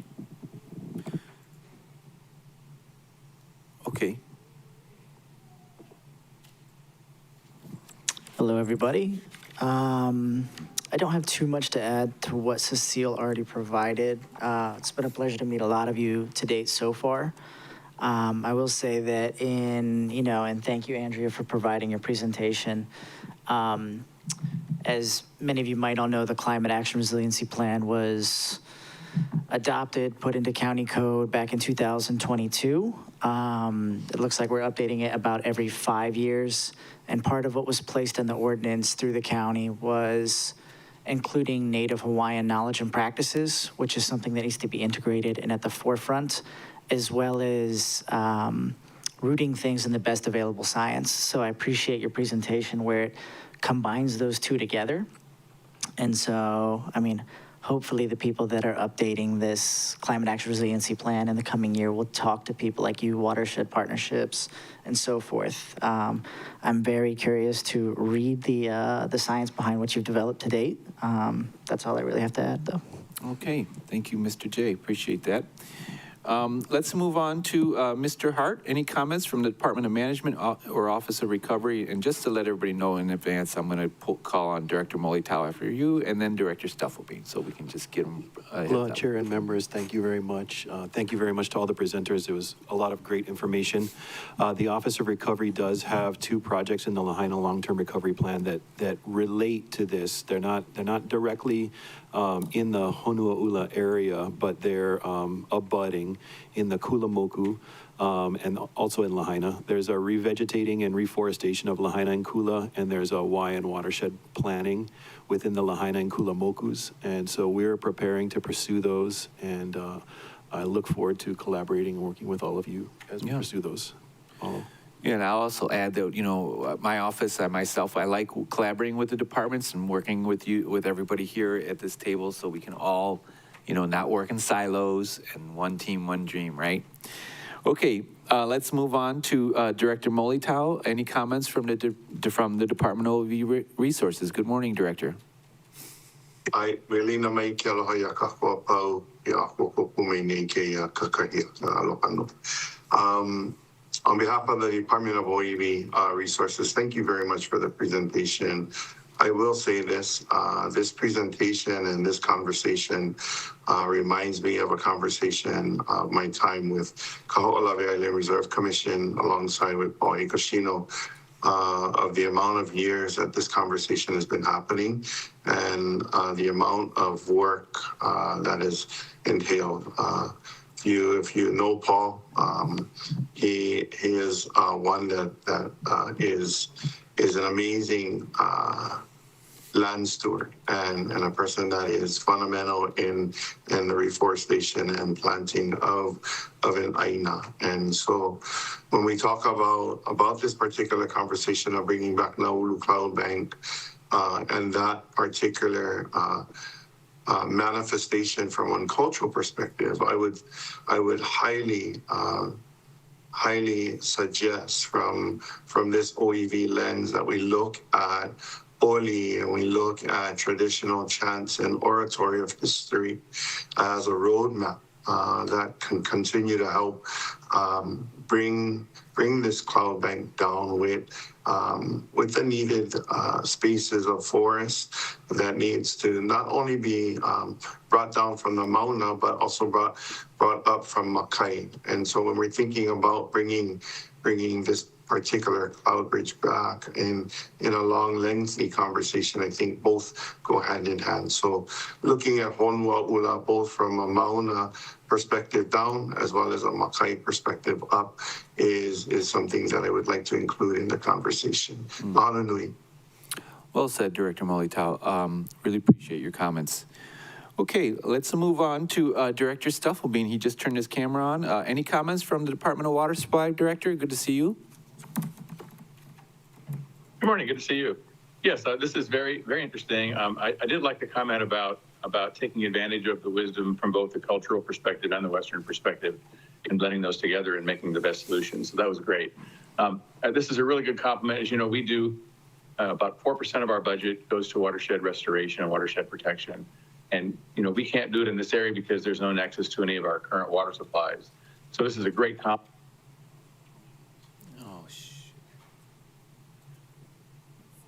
Uh-oh. That are connected to. One moment, Director. I got a little internet issue. It seems. Okay. I think, can everybody hear us? Everybody else online? You guys can? Okay. I think we're good to go. Please continue. Beg your pardon, Director. Oh, no worries. I was almost done. I just say that, you know, again, I think it's a great compliment to the work that we're doing in the watersheds that are connected to our water system. So we're supportive and look forward to seeing some positive results. You know, I do think that the watershed protection work and restoration work that we're doing is probably the most important thing that we are doing. It's just longer term than the other stuff. So thank you. That's right. Well said, Director. Exactly. Okay, so we also have from OED, Chantel Rowland, if she's on the call. We were curious about her comments from OED and how we can develop our Kamaiana economy to include green jobs that will support the reviving of the Naulu Cloud Bridge. Ms. Rowland, are you on the call?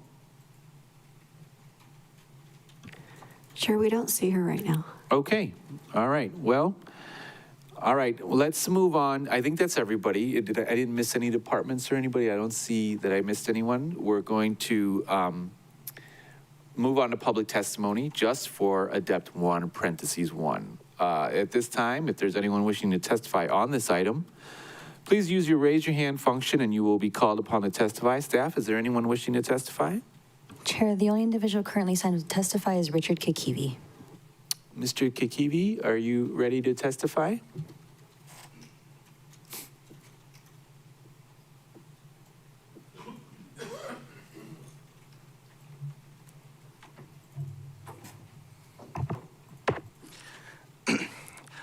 Aloha, my name is Richard Kikivi. I'm a lineal descendant of the backside. I'm just here as a community member. I say lineal descendant of the backside because my great-grandpa is from Kaupo, my great-grandma is from Makana, so all Ulupalakua. I was raised on the ranches, Kanaulu, Ulupalakua, but I'm just here to speak for myself, and I didn't graduate college, so this is experience, not expertise. But in 2009, I graduated. There was 7 natural area reserves at the time. We added Nakula in there, and then I was there. I got the opportunity to be there in the very beginning and see all of that.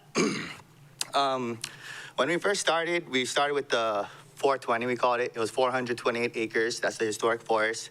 We fenced that off first, eradicated the animals, started outplanting from there, and then we just expanded. I don't know how many 100,000 plants were put up there, but hundreds of thousands of plants were put up there. Recently, I had the opportunity to go back to that area and walk the fences And it was just so beautiful, like seeing these triple overhead coils that we planted. And it was all grassland when I first went there, hundreds of thousands of goats. And just, you could smell the nitrogen coming out of the soil. And it's like, to know that we did it, we like made a difference. You know, I teared up, I cried. So I just want to say I support Kuikinui restoration, reforestation. And with this initiative, you guys have the opportunity to do more than I could in 16 years. So thank you guys. Thank you, Gabe, for starting this. And I believe that Kuikinui is that missing link. There's Hanavi, has all this moisture. We bring that moisture around the mountain, it will shoot across to Ko'olave. From Ko'olave, it'll go to Lanai, it'll go to Molokai, it'll reach Pu'ukukui.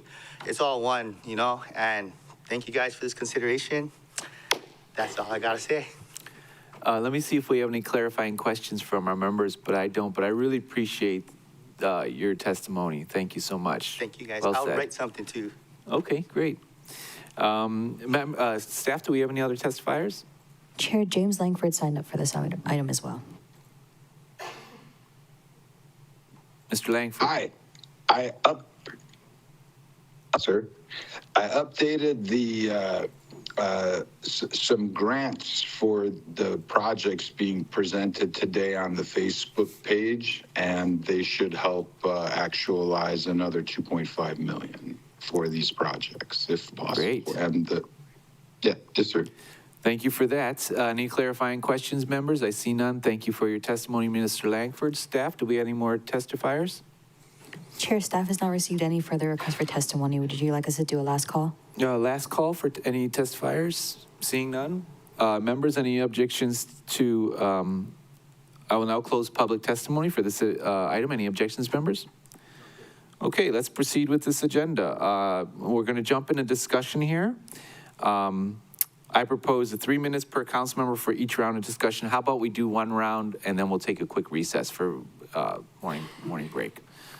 Vice Chair Senensi, first round of questions, 3 minutes. Mahalo, Chair, and mahalo for all of the presentations and the presenters today. I did miss a little bit while I had some internet issues, but great work, and just to mahalo for the update, just to see the progress throughout the year. So mahalo for all you guys' perseverance and continuation in your conservation work. And I think sometimes when we think about our identity as Maui Nui, I mean, conservation work is a big part of it. So again, mahalo for keeping up the fight.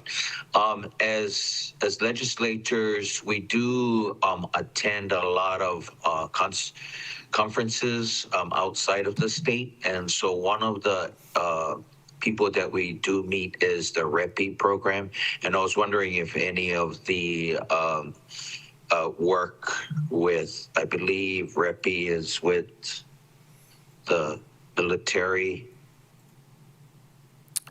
if anyone works with them. Anyone here on the panel has ever worked with REPI and the military folks? I don't see, they're shaking their head no, so. No, okay. And then, Excuse me, I think with the military, I've worked with some of them on the Schofield, Kapua Cavello, that manages the Army Environmental Program, Schofield, West Range, Makua, and other military lands. I've had quite a bit of work experience on all military lands in Hawaii many years ago, Pohakaloa, West Range, Kauai Loa, Schofield Barracks, so familiar with many of their lands. A lot has changed in 49, 50 years. So, again, I do have contact with, the Kapua Cavello that manages Army environmental areas typically on a monthly basis on different topics. That one is Department of Defense, I think. Yeah, and I only bring it up, Chair, is because I think one of their projects is working with one of the nonprofits along the Haleakala slope. Okay. But for Mr. Paul, as far as Kaho'olawe and the Kirk, do we still receive funding for the cleanup of Kaho'olawe? There's no funding for the Kaho'olawe of UXO cleanup this time. You know, we're still on the books. Any UXO that's found by us is the responsibility of the military to take care of. But at this time, there's no active clearance of the area. All of our staff are trained access guides, you know, not EOD status, but just how to recognize, how to, what to record, how to avoid any type of ordinance. Yeah. Okay. Thank you for that. Thank you, Chair. All right. Thank you, Councilmember. Let's move on to Committee Member U'u Hodgins, followed by Councilmember Cook.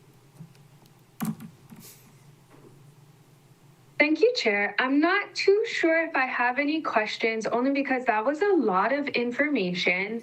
All of it was so good and so interesting. I guess my question is for you. I'm assuming you're having this on the agenda because you're gonna have them as one of your budget priorities in a few months, which I'm assuming. We can't really discuss it, but I'm just gonna assume. I'm super stoked about it. I think this is great. I'm actually looking, since I'm sitting next to my bookshelf at Namea Kaiko Kahikinui, which is the sites of archaeology, since it was discussed there. My husband was a contributing author in here, so he's going to be super stoked that I'm reading this right now. But other than that, I really don't have any questions, and thank you for having this on your agenda. Of course. Thank you, Councilmember. Okay, let's move on to Councilmember Tom Cook, followed by Chair Lee. Thank you, Chair. My battery died, so I'm not online, but I'm here, and I'm looking forward to the break so I can plug it in. I just want to thank everybody. I want to thank you, Chair. I want to thank everybody here. This is, without a doubt, the most pleasant, positive, cool, wonderful council meeting that I've experienced in a long time. And the fact that the collaboration and cooperation of everybody, I mean, I get chicken skin. Planting trees is a big thing for me. I planted a lot of trees in my life, and that old Chinese proverb, you know, when's the best time to plant a tree? 20 years ago. What's the next best time? Today. I would hope and encourage more before and after photos, like a picture's worth 1,000 words, and to capture people's imagination and to get them emotionally involved when you show pictures of this is what it looked like and 15 years ago, and then you get testimonies from our young blood, from the brothers who had actually grown up and experienced it. So for me, for the West Maui, South Maui representative, the opportunity I've been working with Michael Reyes from Malama Haleakala, the fact that the 3 ranches are collaborating nonprofit to be, you know, very willing land stewards who recognize their kuleana to work with and enrich the land. All the grazing, a lot of things have gone bad, and we have the opportunity to fix it. Tova Callender from the Ridge to Reef project, they're doing really good work. I'm a retired contractor, carpenter by trade. My passion is to basically be able to do flood mitigation in South Maui, especially North Kihei, capture the flood water, major detention terraces, recharge the aquifer, having stormwater storage, and then utilizing the R1 water, Malama Haleakala, working, got a tentative commitment, 500,000 gallons a day would be available for a 3 million gallon reservoir that Haleakala Ranch guys at 1,000-foot elevation. So, and, you know, appropriate use of bulldozers, excavators, and stuff to do the civil work, and working with the sensitivity for the replanting and whatnot. But anyway, I'm all in. I'm stoked. Finally, I'm stoked. We get to do something together, and it's, we owe it to our kids. My boy Kamale has the property on Avalao that I had the good fortune to buy when I was young. And the trees we planted with soil conservation are like this. I planted them 2 years before he was born. He's 49, him and my grandson. So it's not just talk. My heart's in it. Yeah. And every single one of you, the sharing and the diversity is awesome. So I don't really have any questions because you did a really good presentation. I mean, it's epic. And I did get a chance to go up a Halakala Ranch tour and see the koas planting and the description of the, I guess, monocrop style they tried that didn't really work out. Now doing independent with the koa trees, and a lot of good things happening. I think we just have to be patient, keep our hearts open, and pray. Yeah. Well, it's going to take a big investment to do some of the things, and they're not going to happen tomorrow. That's the whole point. But with, you know, it's helping our kids. Right? Those of us who are blessed with children, can see the future through their eyes. Amen to that. Okay, let's move on to Chair Lee, followed by Councilmember Paulton. Thank you, Chair Johnson. I too am very grateful and appreciative of this effort, this wide range of resources coming together in partnership and cooperation, and it's enlightening and encouraging to see, considering we don't always see this type of cooperation in other areas. But this is great, you know, everybody trying to work together for the community's benefit. Unfortunately, I'm not going to be able to see the second presentation. I didn't realize the meeting would run this long. I have an appointment at 11, but I'm sure I can catch up with your notes later on. Thank you. All right. Thank you, Chair Lee. Let's move on to Councilmember Paulton.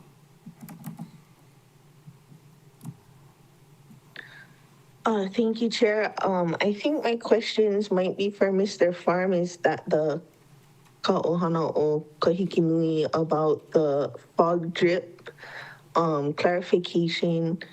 Was it $100,000 to make 1,000 gallons a day? And can that be recreated in any ecosystem? Mr. Farm? Shoot, I'm sorry, I'm not sure what the question is. Our data shows that we can collect 2,000 gallons a day on an optimum day. And then the money that I highlighted was just to address installation of our fog drip system. And like, could that be done in Wahikuli, or is it specific to Kahikinui? So if I may, I can answer your question briefly. I've been involved in the water catchment project since, I want to say 2018 was when Dr. James Juvick from UH first came over to reintroduce a grant that was actually originally written in '99. But to answer your question, the fog catchment is a very elevation-specific project. Generally above 4,000 feet is where you find it more effective. Even higher, between 4,000 and 6,000 feet is the most effective range to create fog drip, as well as somewhere that has prevailing trade winds, because the system works through the Uhiwai cloud being blown through the fog nets, where the water will collect and drip into gutters that can run down. So this system can be applied in many different locations on Maui, but again, it's all elevation and wind dependent. Mm-hmm. Do you have the schematics and of how it's built? Mr. Poe? I do not have it with me, but we do have that information available. Okay, thank you. And then the other question I had was, shoot, I forgot what the meat process was called that allows the deer meat to be certified. Was it by sight or camera? Ms. Buckman? Or I'm sorry, I'm not sure. I thought it was Ms. Buckman, but anybody can respond to that. I believe they went through a process with the state veterinarian and Department of Health to be certified. Their whole team had to be trained and certified. I'm not entirely sure exactly how it works, but I know it was a very lengthy process to go through with Department of Health and Took a lot of training. And you have to have the timing. The animals have to be killed and processed within a very quick amount of time. So there's some limitations to it. But I could connect you, or Kia Hawaii would be the best. Maui Nui Venison could answer those questions in more detail. Okay. And then my other question, I think, is for Mr. Higashino. Is Cavelo is your son? I think I had him for junior lifeguards. Yes, he's my son. And also one of the main grasses we plant on Ko'olawe. Nice, nice. That wasn't my question, but I just was curious. Is there like a constant, I never went to Ko'olawe, is there like a constant presence there? Like somebody lives there at all times and is continuing the work, like rotating, or whether that's somebody's address? You know, right now our Honakanaya base camp, you know, because of limited funding, it's not fully staffed all the time. So, you know, with additional funding, you know, we could increase the presence of people on island. Typically before, in a good year, we could take about 800 to 1,000 volunteers out to island, but because of our cutbacks and reduction in staff and monies, we're down to about 400 or 500 volunteers a year. We still, you know, again, take out the public, whoever waits on our wait list, and, you know, follows through with other paperwork. Okay. Thank you. I heard the bell. I had one more question, but I can wait till the next round. Okay. I'll go next, and then we'll go for a second round if by hand raise. So, you know, members and everybody here, this type of project, this type of work is not cheap. But if we don't do it, the cost is even more expensive. So I guess I'm trying to prep the council and the administrators that when I put in a priority for this type of work, it's not going to be a small ask. It's going to be in the millions. Understand what we're trying to do here, because you're trying to untie the knots of just mismanagement for years and years, and the compounding of just not taking care of the Aina. If we would have done it in the beginning, it would have been a whole lot cheaper, but here we are in 2025 trying to untie the knots of the past, and it's going to cost some money. Understand that. But if we don't do anything, it's going to cost so much more. So I saw that Jade had jumped on the call. Ms. Rojas, are you still here? Did I see you on the call? Okay, there she is. Aloha. Director, I wanted to ask you in regards to the office, you know, OED, some of the jobs that you guys are focused on for economic diversity are very important, healthcare jobs and everything. But how about the green jobs? These folks in conservation, you know, the green collar jobs that I used to do when I worked in wildlife technician with Pulama Lanai. How is the OED addressing that type of industry, you know, the green collar jobs? Thank you for the question, Chair and all council members. So this actually falls perfectly within our Workforce Innovation and Opportunity Act, so the WIO program that we have. It's actually a federal mandate that's passed through the state, which we administer through the county. And so these green jobs specifically would fall into that. They are considered emerging and in-demand jobs under the federal definitions of the program. So when we talk about multiple different types of jobs, right, like the conservation and land management technicians, native ecosystems, restoration workers, GIS and environmental monitoring specialists, sustainable construction and green infrastructure jobs and as well the cultural resource management positions. So all of WIO supports the training in these high growth sectors, absolutely. And then we're also working with the federal REPI grant too. And I think that this project would fall into those programs that that could qualify for them.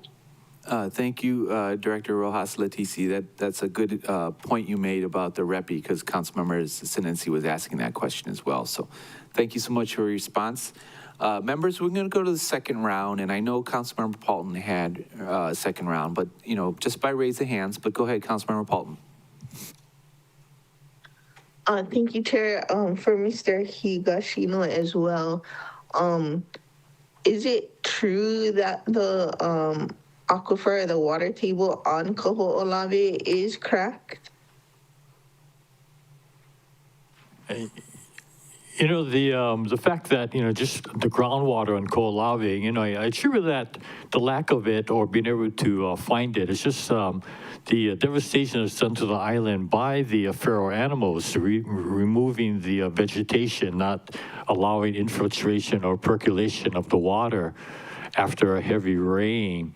I know there's been talk about certain military activities did crack the cap rock, but I'm not too sure. Don't have any evidence on that. But again, it's just being able to, you know, what I understand of water systems, you know, the recharge. If you're not getting anything percolating down and, you know, running off, you know, the possibility are not eliminated, but they're reduced. It's less.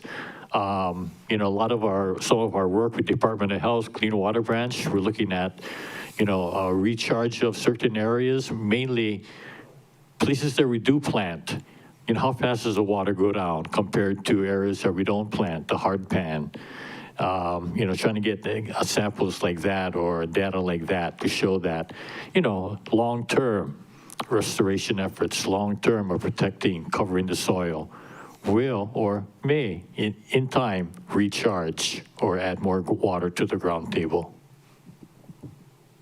And are you able to do like any composting over there to make the ground less hard? And I guess, you know, the areas where you weren't able to clear below the surface and you can't dig to plant a tree, if the tree roots go down that way, is that a danger for the ordinances to explode? Mr. Higashino? You know, we do composting limited basis. So a lot of it's sometimes the time and material. I mean, the time and effort on island. Do you put it making something, staying in base camp, doing it, or do you get the people out, educating, showing them the people, and planting?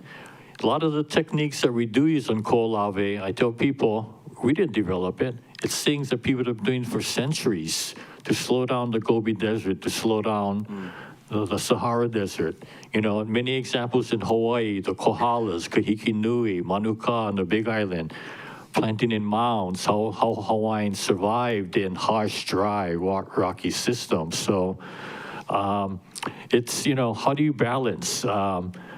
Make all your stuff so you have to buy it, or buy the material, ship it to the island, and then get the people out there, hands, you know, boots on the ground, hands, you know, doing the work. Okay. I think with that too, you know, invite the council to come out to, you know, to see the island and, you know, experiences of, you know, the responsibility that all of us have to try to restore it and to bring it back for the people of Hawaii. Well, you don't have to invite us twice. We'll be on that boat. Okay, Councilmember Paulton, are you good? Just the one about the, is it possible the roots could go down and trigger the unexploded ordinances?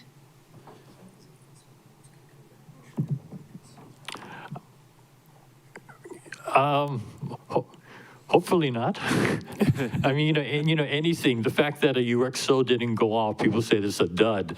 You know, something didn't trigger it, something didn't turn, something didn't connect. You know, again, I'm not military EOD. I don't know the ins and outs of all of them, but I'm not gonna take the chance. You know, I want to be able to do a regular shaka with both hands and not. All right. Well, yeah. Members, I appreciate this. We got another item on the agenda. This is really good discussion. You saw everybody here who gave great presentations. We can certainly reach out for you for more discussion. I hate to end discussion right now because it's so good and important, but we do have another item on the agenda. I want to thank you all for your time, and if the members want to, I'm sure they'll reach out to you and continue this discussion, but at this time, members, if there's no objection, I will defer this item. Okay, I suggest we take about a 10-minute recess, members. Are you okay with 10 minutes? All right, so the time is now 11:02. At 11:12, the ADEPT committee will come back from its recess with a different item agenda. Mahalo.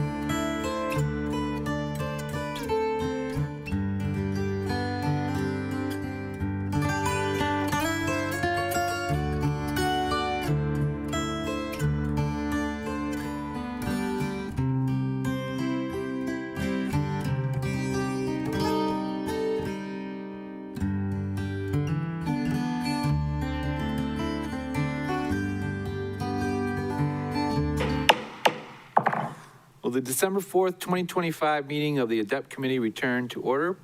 And proceeding with the agenda today, we have ADEPT 1, parentheses 12, aquifer mapping and long-term monitoring of water resources on Maui. Members, water is life. Unfortunately, the amount we know about this life-giving resource does not reflect its importance. Where do our aquifers stretch exactly? How much water can be sustainably yielded? At what levels are brackish or salty or fresh?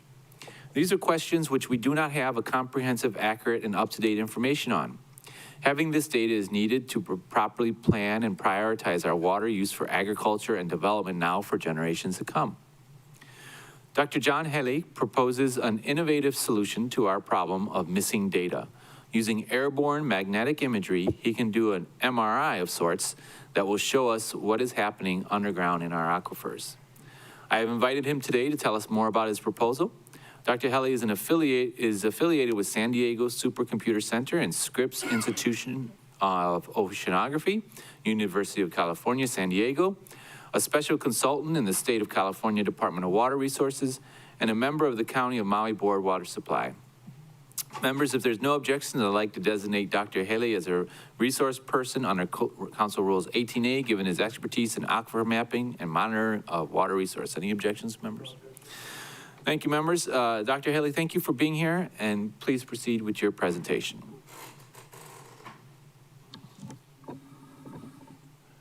Thank you, Chair Johnson. Thank you, members, for your attention. I appreciate the opportunity to talk to you about water resources and water in general. We good?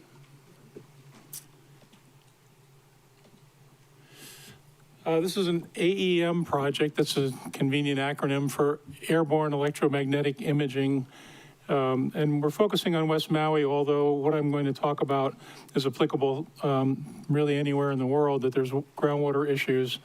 And the project itself, the large purpose of the project is to develop a new water resource modeling and monitoring and management framework based on characterization of our groundwater aquifers, and to expand the existing modeling capabilities that are currently and historically in use, involving the USGS, the county, Department of Water Supply, the state, and the University of Hawaii. And the goal is to support adaptive management of water resources.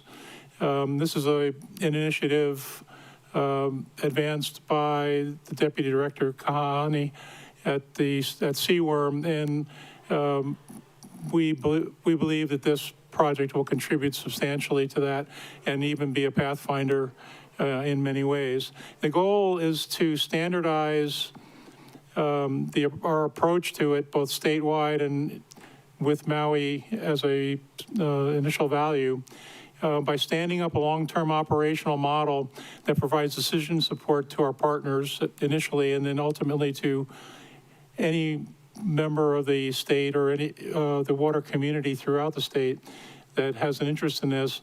But also, and I don't want this to be lost in what I'll show you subsequently, the goal is to also establish a long-term training program for professional staff and students, both through the university and in the municipal, state, federal agencies in Hawaii with knowledge of Hawaii resources and peculiarities, but to make that a long-standing institutional asset and program. So I'll focus on that, but I also want to highlight it at the outset. This is the big picture.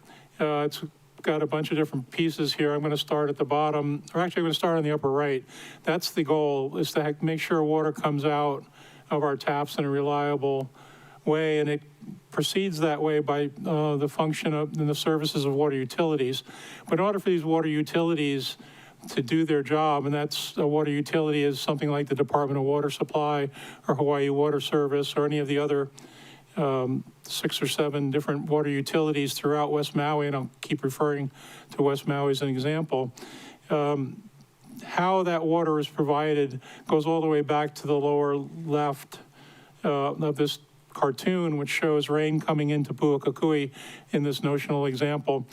The rain flows down through the volcano, pools up in various aquifers. There's a lot unknown. There are a lot of unknowns about the nature and extent of these aquifers.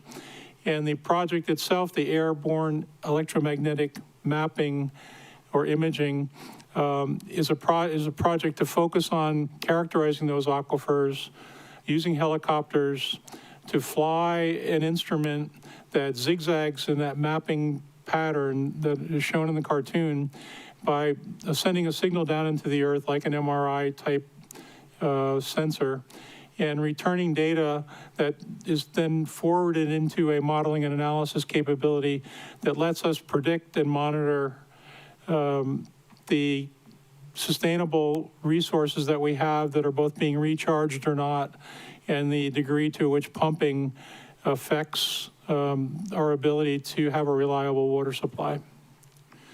So this is the big picture. I'm going to come back to it. Some of the data from the groundwater wells are shown at the top. I'll talk a little bit more about those time series plots. I refer to them as we get along here. This is just meant to give you an introduction to the overview of the project. So the imaging works by a sensor that hangs beneath the helicopter. You see it here as a little cone depicted below these cartoon helicopters.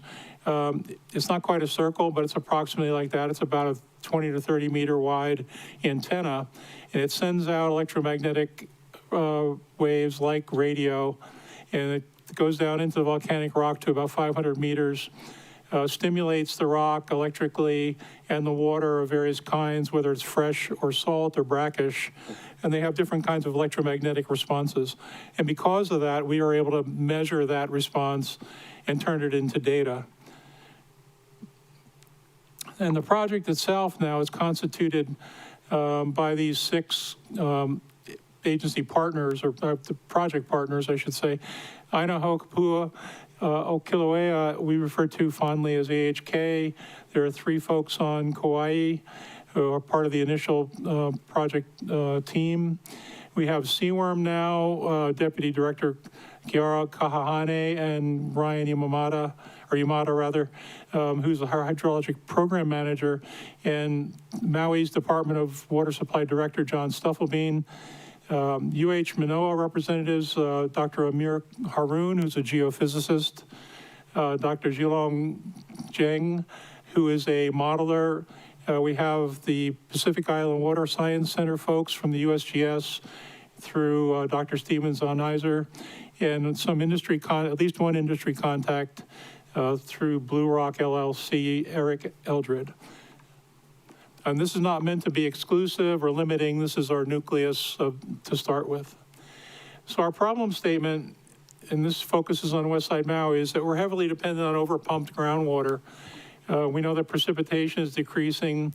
Supplemental water, surface water is erratic and diminishing, and this leads to declining water quantity and water quality, as everyone more or less realizes now, I believe. We're faced with no new housing without water. We have no additional potable water without more rain, desalination, or what's referred to as R0. Most of you have heard of R1 and know what R1 is. It's recycled water. R0 is recycled, but also qualified for potable use. It's equivalent to the kind of water that astronauts use in outer space. In the meantime, our only choices really in the short term are to reallocate our existing resources, and those reallocation decisions and sustainable limits need information that doesn't exist at the moment. So how do you make these decisions without understanding aquifer conditions? Historically, the exploitation of groundwater in Maui has been quite extensive. This is a map of all the, I guess, known to seaworm in the sense that these are red dots and green dots that are the well locations and the surface water diversion locations throughout Maui in the history that's recorded by seaworm. Not all of these wells in West Maui are currently active. I'll show you a currently active set. But this gives you an idea of the intense development of groundwater throughout the island, and doesn't reflect the rest of the county, of course. But this also reflects the limits of our knowledge. Stearns and McDonald. Doctor? Look in here. Yep. Did you lose it? Hold And on. I hear nothing. How about now? Can you guys hear us? Aloha. Okay. Can hear? No. We might. No, I just heard you. Okay. How about Councilmember Sinensi? I saw you. Can you hear us? Everybody's got a thumbs up. I don't know what's going on with the internet, but I think we can continue if everybody can hear us. Where did you lose me, I guess? Just like a second ago. Okay. Yeah. So this is an old map from Stearns and McDonald. It's the authoritative geological reference. Things really haven't changed since 1942 in our geologic knowledge, but we've continued to drill wells throughout the island nonetheless. This is a cross section through the West Maui Mountains, showing the ocean on the left, which is the channel out toward the Pailolo Channel, and on the other side you can see Waikapu. But this depicts the stratification of the volcano in the green layers, and the red layers are things that are called dikes, which are vertical chunks or vertical streams of basalt rock that come up from the volcanic center in terms of magma, and they create barriers to water flow. So the water flows from Mauka to Makai and gets trapped in these rocks. The problem we have in West Maui is we have a crisis of overpumping, and you can see that in these data. On the left-hand side, this is salt level and the different concentrations for the various pumps. So this is, I think, 23 wells throughout West Maui.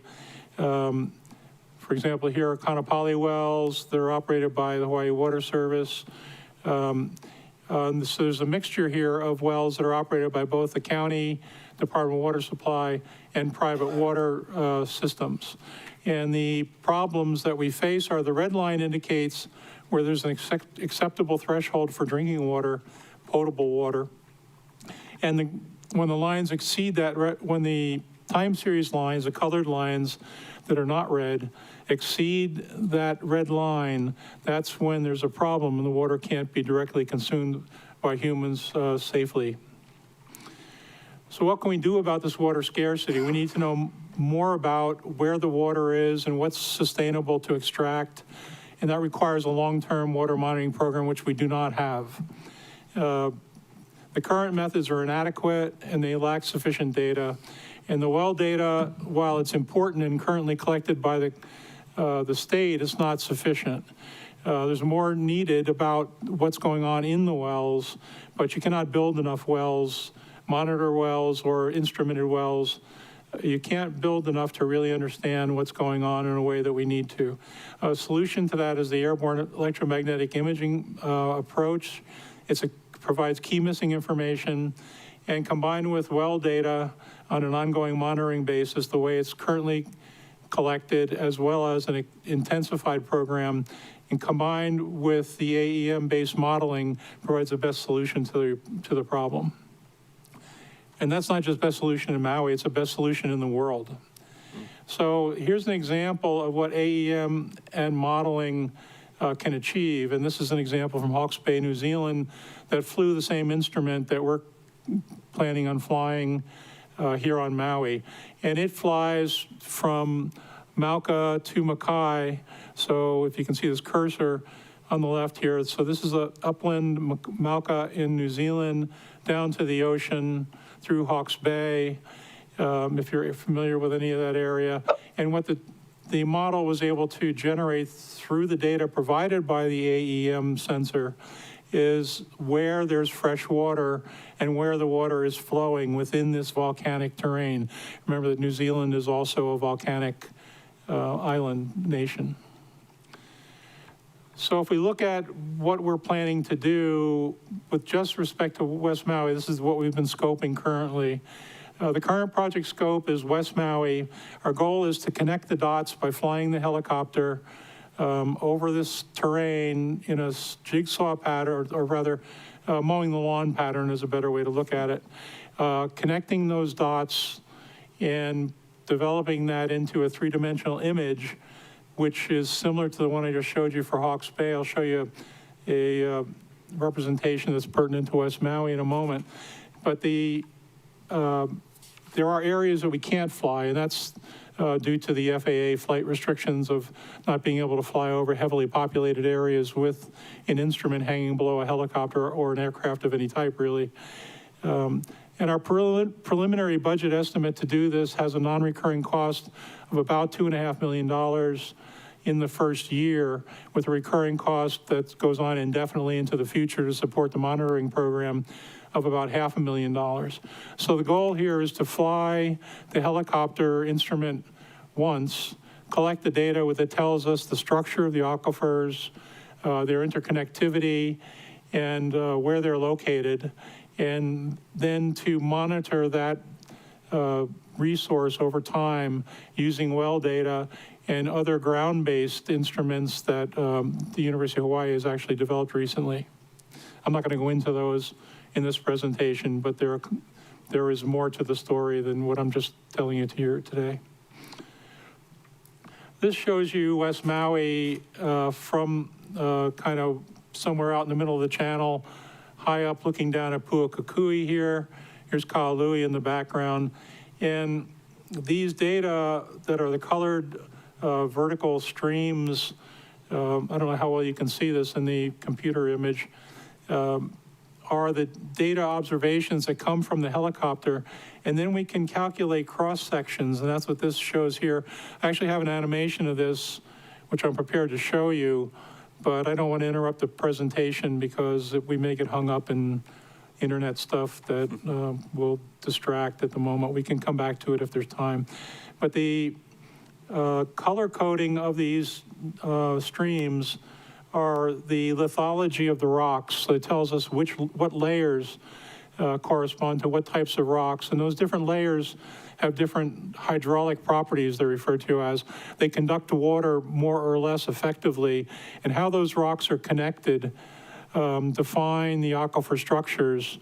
And so a lot of cartoons that you see typically envision or give the impression that there's a kind of a water lake underneath Maui or anywhere that has this kind of island structure, when it's really much more like a sponge. So that if you imagine a sponge sitting in your kitchen sink, excuse me, and you run water on it, the sponge will saturate, but it'll accumulate in the spaces and voids within your sponge. And if you stuck a straw into the sponge, that's really what groundwater wells are doing within the volcanic rock. This is the working schedule that we have planned for this project. We believe, the funding in hand to start this for a total of close to $3 million between funding on the island of Kauai through the NGO AHK, which I referred to earlier, plus additional funding, which we depend on from the Department of Water Supply through Director Stufflebean, and he can comment on that, I'm sure, himself. But the plan is to fly the helicopter missions in 2026, and the bulk of the cost comes from the flight time for the helicopter. But once that helicopter data acquisition is done, flying Maui and Kauai, then we, and concurrently with the acquisition of those data, we can do model development. So the helicopter data will be collected during the first few quarters of 2026. We'll have the deliverables completed by the beginning of 2027. The QA/QC for those data will take about 2 years as we go through the modeling process and understand where there's need for clarification in the data that have been collected or ambiguities that have to be resolved. And then the model results, meaning the results that we can use to manage pumping operations and to do predictions about what water resources are available to us, will begin to appear the end of 2027 based on this schedule. And then we can shift into a long-term monitoring and operations mode in the green, which would just extend indefinitely into the future, involving seaworm, the county, the NGO on Kauai, and hopefully their local water agencies, as well as the USGS. Our expected results are sustainable and adaptive pumping limits. So the well diagrams or plots that I showed you earlier that show well pumping operations that exceed potable limits should be able to be maintained operationally below those limits in an ongoing way. And it will also tell us the best and worst places for future wells if there are any. One of the concerns people have expressed is that this is a water discovery project, and it's not the primary focus. Our primary focus is to understand what exists and how to best manage it. Given the intensity of water development historically on Maui, it would be surprising if there are undiscovered water resources. Of course, it's a possibility, it can't be ruled out, but it would be a surprise, at least to me. So what we're talking about is an ongoing monitoring, modeling, and decision-making process that allows us to judiciously allocate water for current and future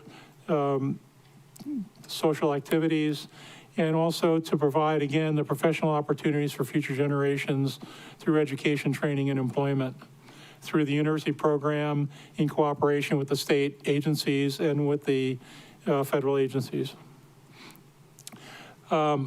We've only focused so far on the west side, West Maui rather, and in particular on the west side of West Maui. But there's a natural and easy extension. Once the helicopter and the instrument are here, obviously we're going to fly Kauai as well. It would be a relatively straightforward extension to fly the rest of the island. You can see the well development throughout the rest of East Maui and the south central area as well as the Hana areas. We could do that. It takes money, and it'd be about $2 million probably to fly the rest of Maui, given what we know about the west side planning we've done. So to summarize, this is just the first slide that I had. We want to develop a new monitoring and management water resource framework. We start it by characterizing the aquifers so we get a better handle on what we know and don't know. We expand our current modeling capabilities to take advantage of those data, and then we support the adaptive management approach being undertaken at the state and presumably at the county levels, and then standardize this in a way that can be institutionalized through professional and educational opportunities for future generations. Thank you. That's the end of my presentation. Okay. I have the animation that I can show you if we care to see that. Sure. You want to set it up right now? We're going to... whichever way you want to go. Yeah, let's see if we can see it. All right. We'll pray to the internet gods that it works, and if not, we'll jump right into... Okay, very good. Well, so far so good. This is the animation, and let me see if I can find the thing that opens it up. Picture in picture, no. Enhance. Okay, I'm reluctant to go too far out here. But what you're seeing is the cross-section that I showed you earlier in the static image, crossing through the data that would be collected by the helicopter. And if I interrupt it, I can stop it just about now. And that cross-section is a vertical cross-section through the volcano, which shows both the permeable and the non-permeable layers. Right now, the data are made up based on the lithology data that I have from the Mahina Deep Monitor well. It's the only well we have with this kind of information at the moment. There are a number of all the drillers' well logs, which provide similar but not reliable information. But this gives you an idea of what we'll be able to understand that we don't now, which is, if you imagine the light blue line, if it looks that way to you, within this cross-section, this would delineate the actual freshwater resources that we have in the aquifers, give us the integrated view of these cross-sections, which show us the distribution and shape of the aquifers and allow us to understand and model the consequences of additional pumping or the levels of intensity of pumping that affect the salt concentration in the water that we extract.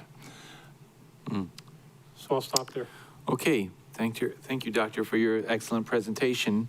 I want to see if we can get some comments from the administration.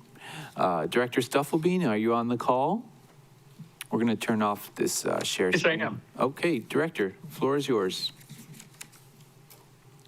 Sure. Yeah, I've been working with, or listening mostly to John for quite a few months on this. And, it has some very exciting potential. He's identified the problem exactly correctly, which is that we have the aquifers here on Maui tend to be very heterogeneous.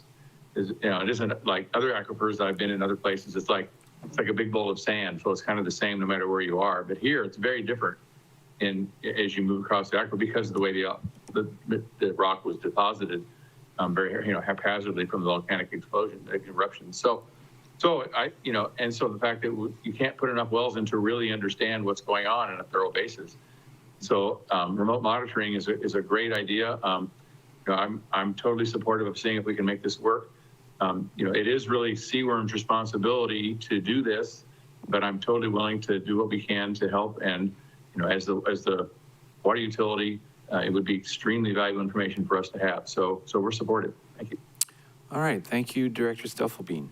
Okay, let's move on to public testimony for just ADEPT 1 parentheses 12. At this time, if there's anyone wishing to testify on this item, please use the raise your hand function and you'll be called upon to testify. Staff, is there anyone wishing to testify?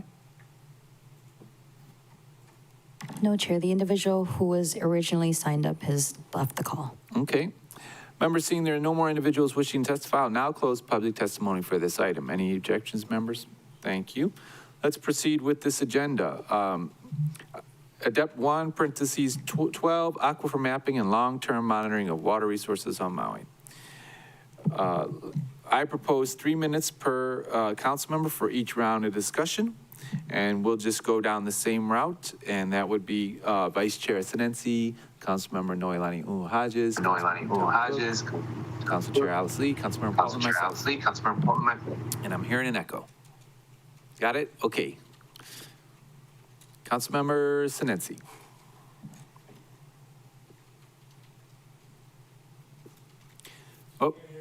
Oh, hold on a minute, Councilmember Sinensi, you're on mute. And just to let you know, same thing as before, this might be one of my priorities. I don't know why it keeps echoing. Can you hear me now? Right when I tried to make. Mahalo for the presentation. Go ahead, Jim. Yep. So for this type of technology, it would just kind of locate where the aquifers are instead of trying to, guess where they're at. And to see, I guess, how much fresh water or salt water is in them. That's correct. So that's correct. The data that I get back. Councilmember Sinensi, do you have another device on? We're getting echo. We're getting echo.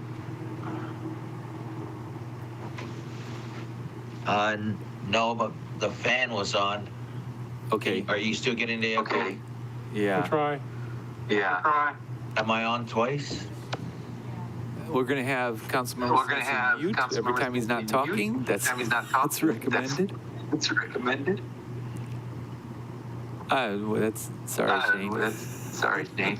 Councilmember Sinensi, do you mind muting when you're not speaking?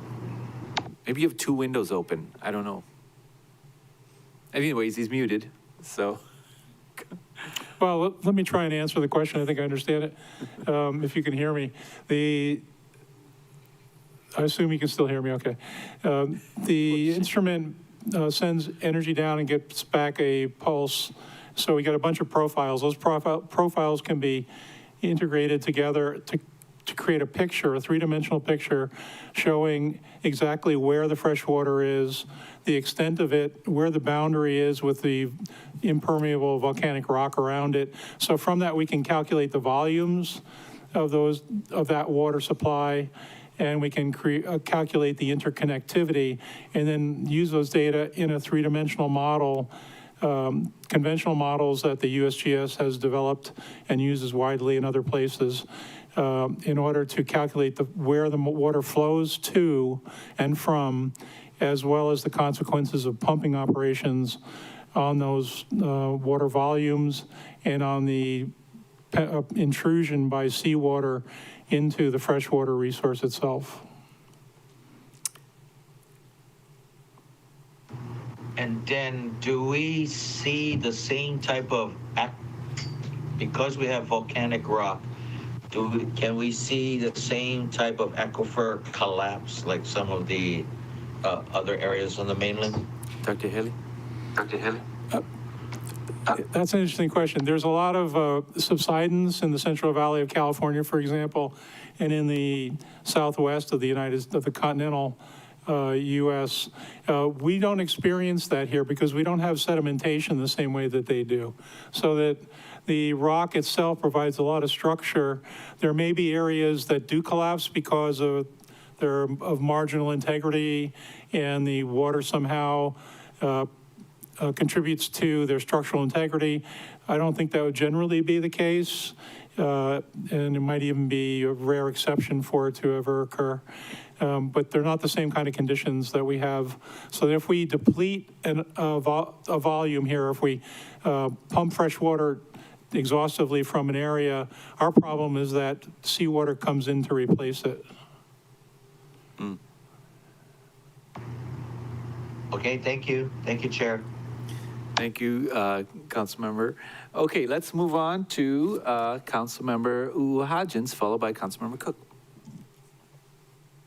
Thank you, Chair. For right now, I have no questions either. Thank you for the presentation. I look forward to seeing this on your budget priorities. Okay, sounds good. Councilmember Cook, followed by, Councilmember Paulton. Thank you, Doctor. Is there a consensus on rates of recharge? I assume it would vary greatly depending upon the terrain and the porosity of the soil and whatnot, but I've heard that it takes centuries, years, days. So could you give, from your experience with Hawaiian soils, how recharge works? Sure. I base this on USGS reports that I've read, not on direct firsthand experience, and the literature that I've read about it. The Hawaiian terrain is complicated, obviously, by the stratification. So we get rainfall at the surface, let's say from Pu'ukukui. It percolates down through this dike structure and toward the ocean. The recharge rate near the surface, and by the near the surface, I mean the first tens of meters into the groundwater aquifers, when it gets down toward Makai, it gets down low enough to pool up, so to speak. Then there's mixing below that, which is much slower, on the order of 60 to 90 years, depending upon how it's measured, where it's measured, and how much rain there's been, and how much is taken upstream as well through pumping. But then there's water below that we don't really know much about. It's certainly not in Maui, which probably moves on geologic time scales, which is more like 10,000 years. So there's a hierarchy, a stratification of recharge, which is short-term, but still measured in years from a meaningful groundwater resource point of view.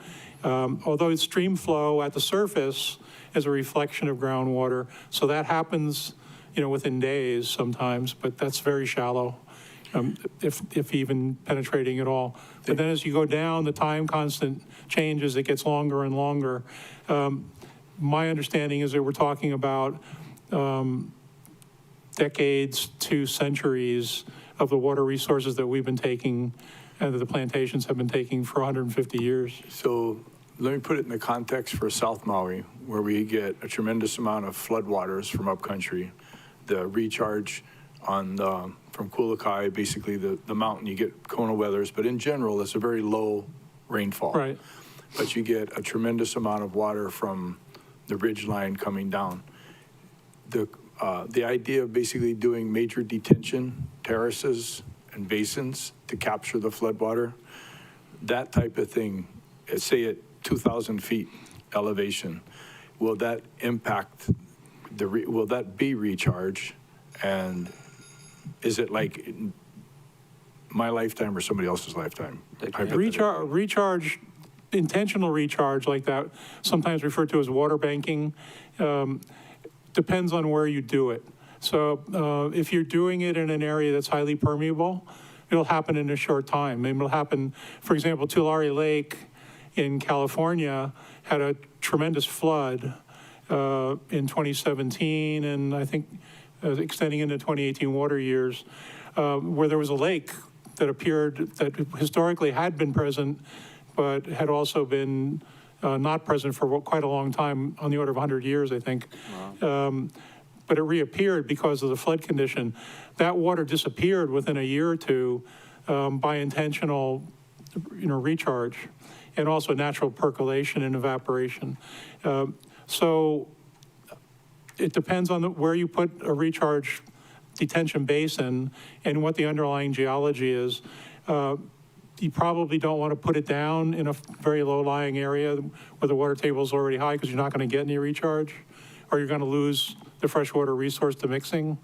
So probably that's a key consideration in the South Central. So like at a 2,000-foot elevation? I don't know the right number. I don't want to put a number on it because I don't know enough. We could fly this instrument and try and understand the structure of that area better, and I think that we could come up with a better answer. Thank you, sir. Yeah. Okay, let's move on to Councilmember Paulton.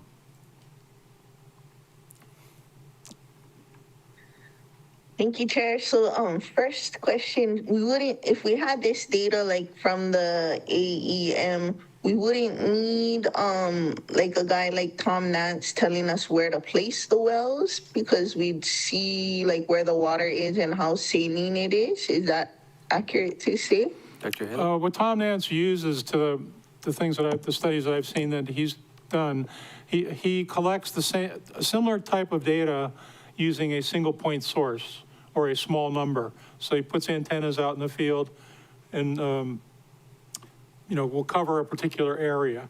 And that's a valuable thing. I've looked at those data in particular for West Maui, and we've looked at the depth, what's called depth of penetration of his signals down to we estimate they could go to about 300 meters. This, which is about 1,000 feet.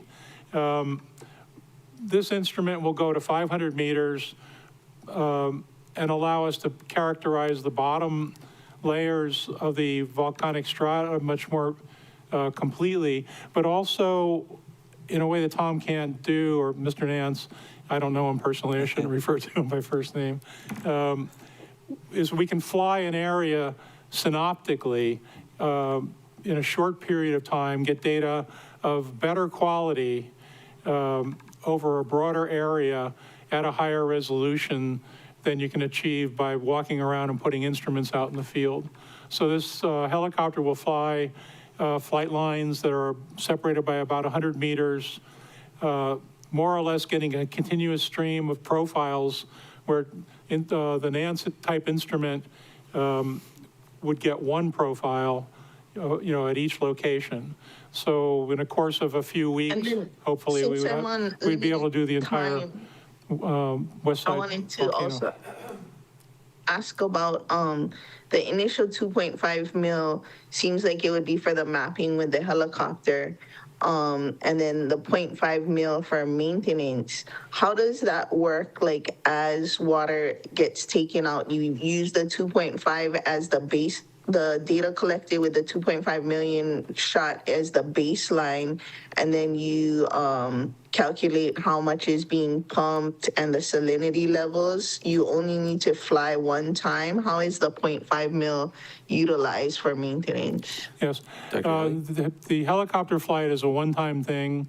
You could, of course, fly it subsequently for scientific interest or other reasons, but it's not necessary. The plan is that you fly it one time. That gives you the container structure, if you like, the reservoir structure. And then we monitor that reservoir structure by single point instruments analogous to Tom Nance's type measurement, but also through measurements in the wells. I'll elaborate this a little bit. The deep monitor well in Mahina is the only one that goes from surface to the sea, and it's designed for monitoring. It's not designed for production. Production wells cannot be instrumented. You can't make measurements in them because they're generally blocked, or measurements would interfere with the production and just doesn't work. The USGS, because of its work in Red Hill, has come up with instruments that can take advantage of some types of production wells and basically do an NMR, or a different kind of horizontal imaging, by lowering the instrument down the borehole. So we're optimistic that with the helicopter data as the baseline, as you say, then in the indefinite future, we can start to take advantage of some of these more modern techniques for exploiting the wells themselves. Chair. We have Director Stuffelbein. So I just want to add that this will not put Tom Nance out of business. Or I don't mind. I don't care. No, what this will do, though, is, I think, in my opinion, would provide them additional information, very valuable information, to help them do their job better. Thanks. Okay. Are you finished? And then, go ahead. So when you have the deep monitoring well, the pumpage data, and the information from this, how does that help you calculate what a daily sustainable yield is for any given well? Dr. Helly? Or aqua well?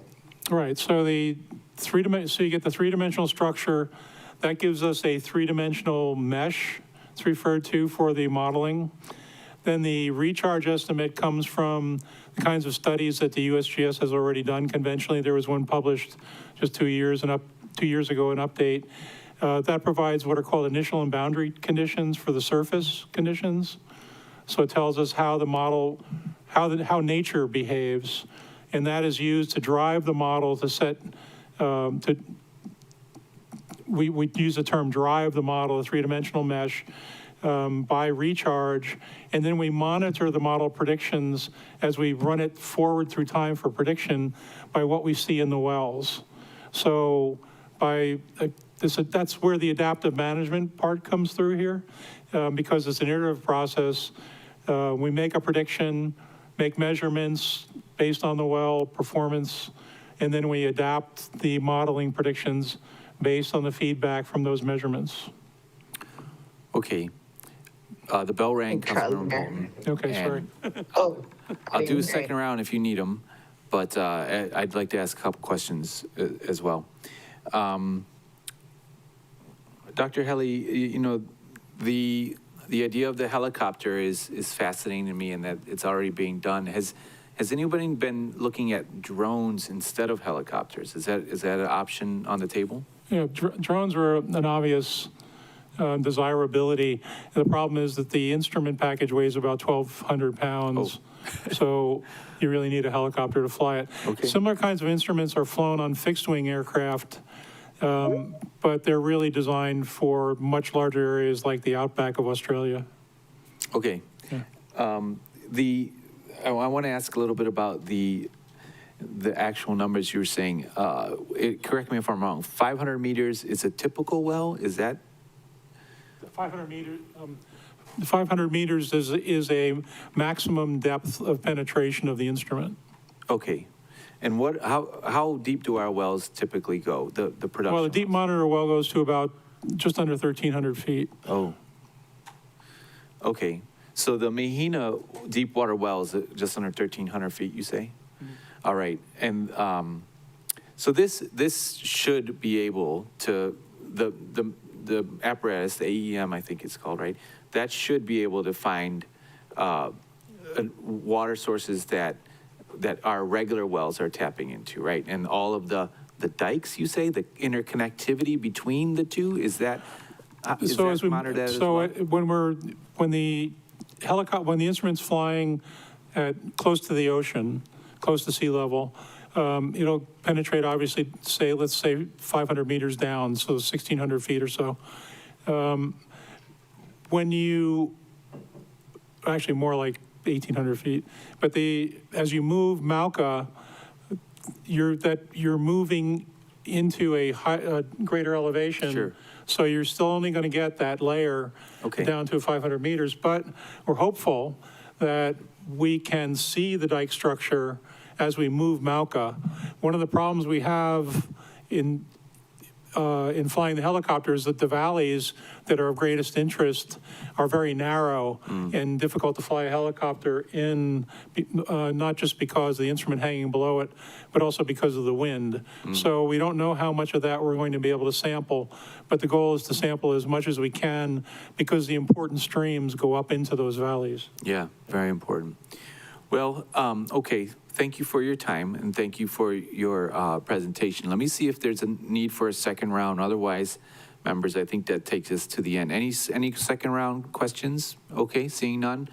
I want to thank you once again for your time and your presentation, and thank Director Stufflebean for working with you because it's really interesting stuff. And once again, members, we're softening up for a budget ask, so be ready for, if that comes around. And then you can always reach out to Dr. Haley on your own time. And if you have any more questions, thank you for all your hard work in your community, with this community. Members, if there's any objections, I'll defer this item. Okay, does that take us to the end of the agenda, staff? That's at the end of the agenda, members. It's 12:01, and the ADEPT committee is now adjourned.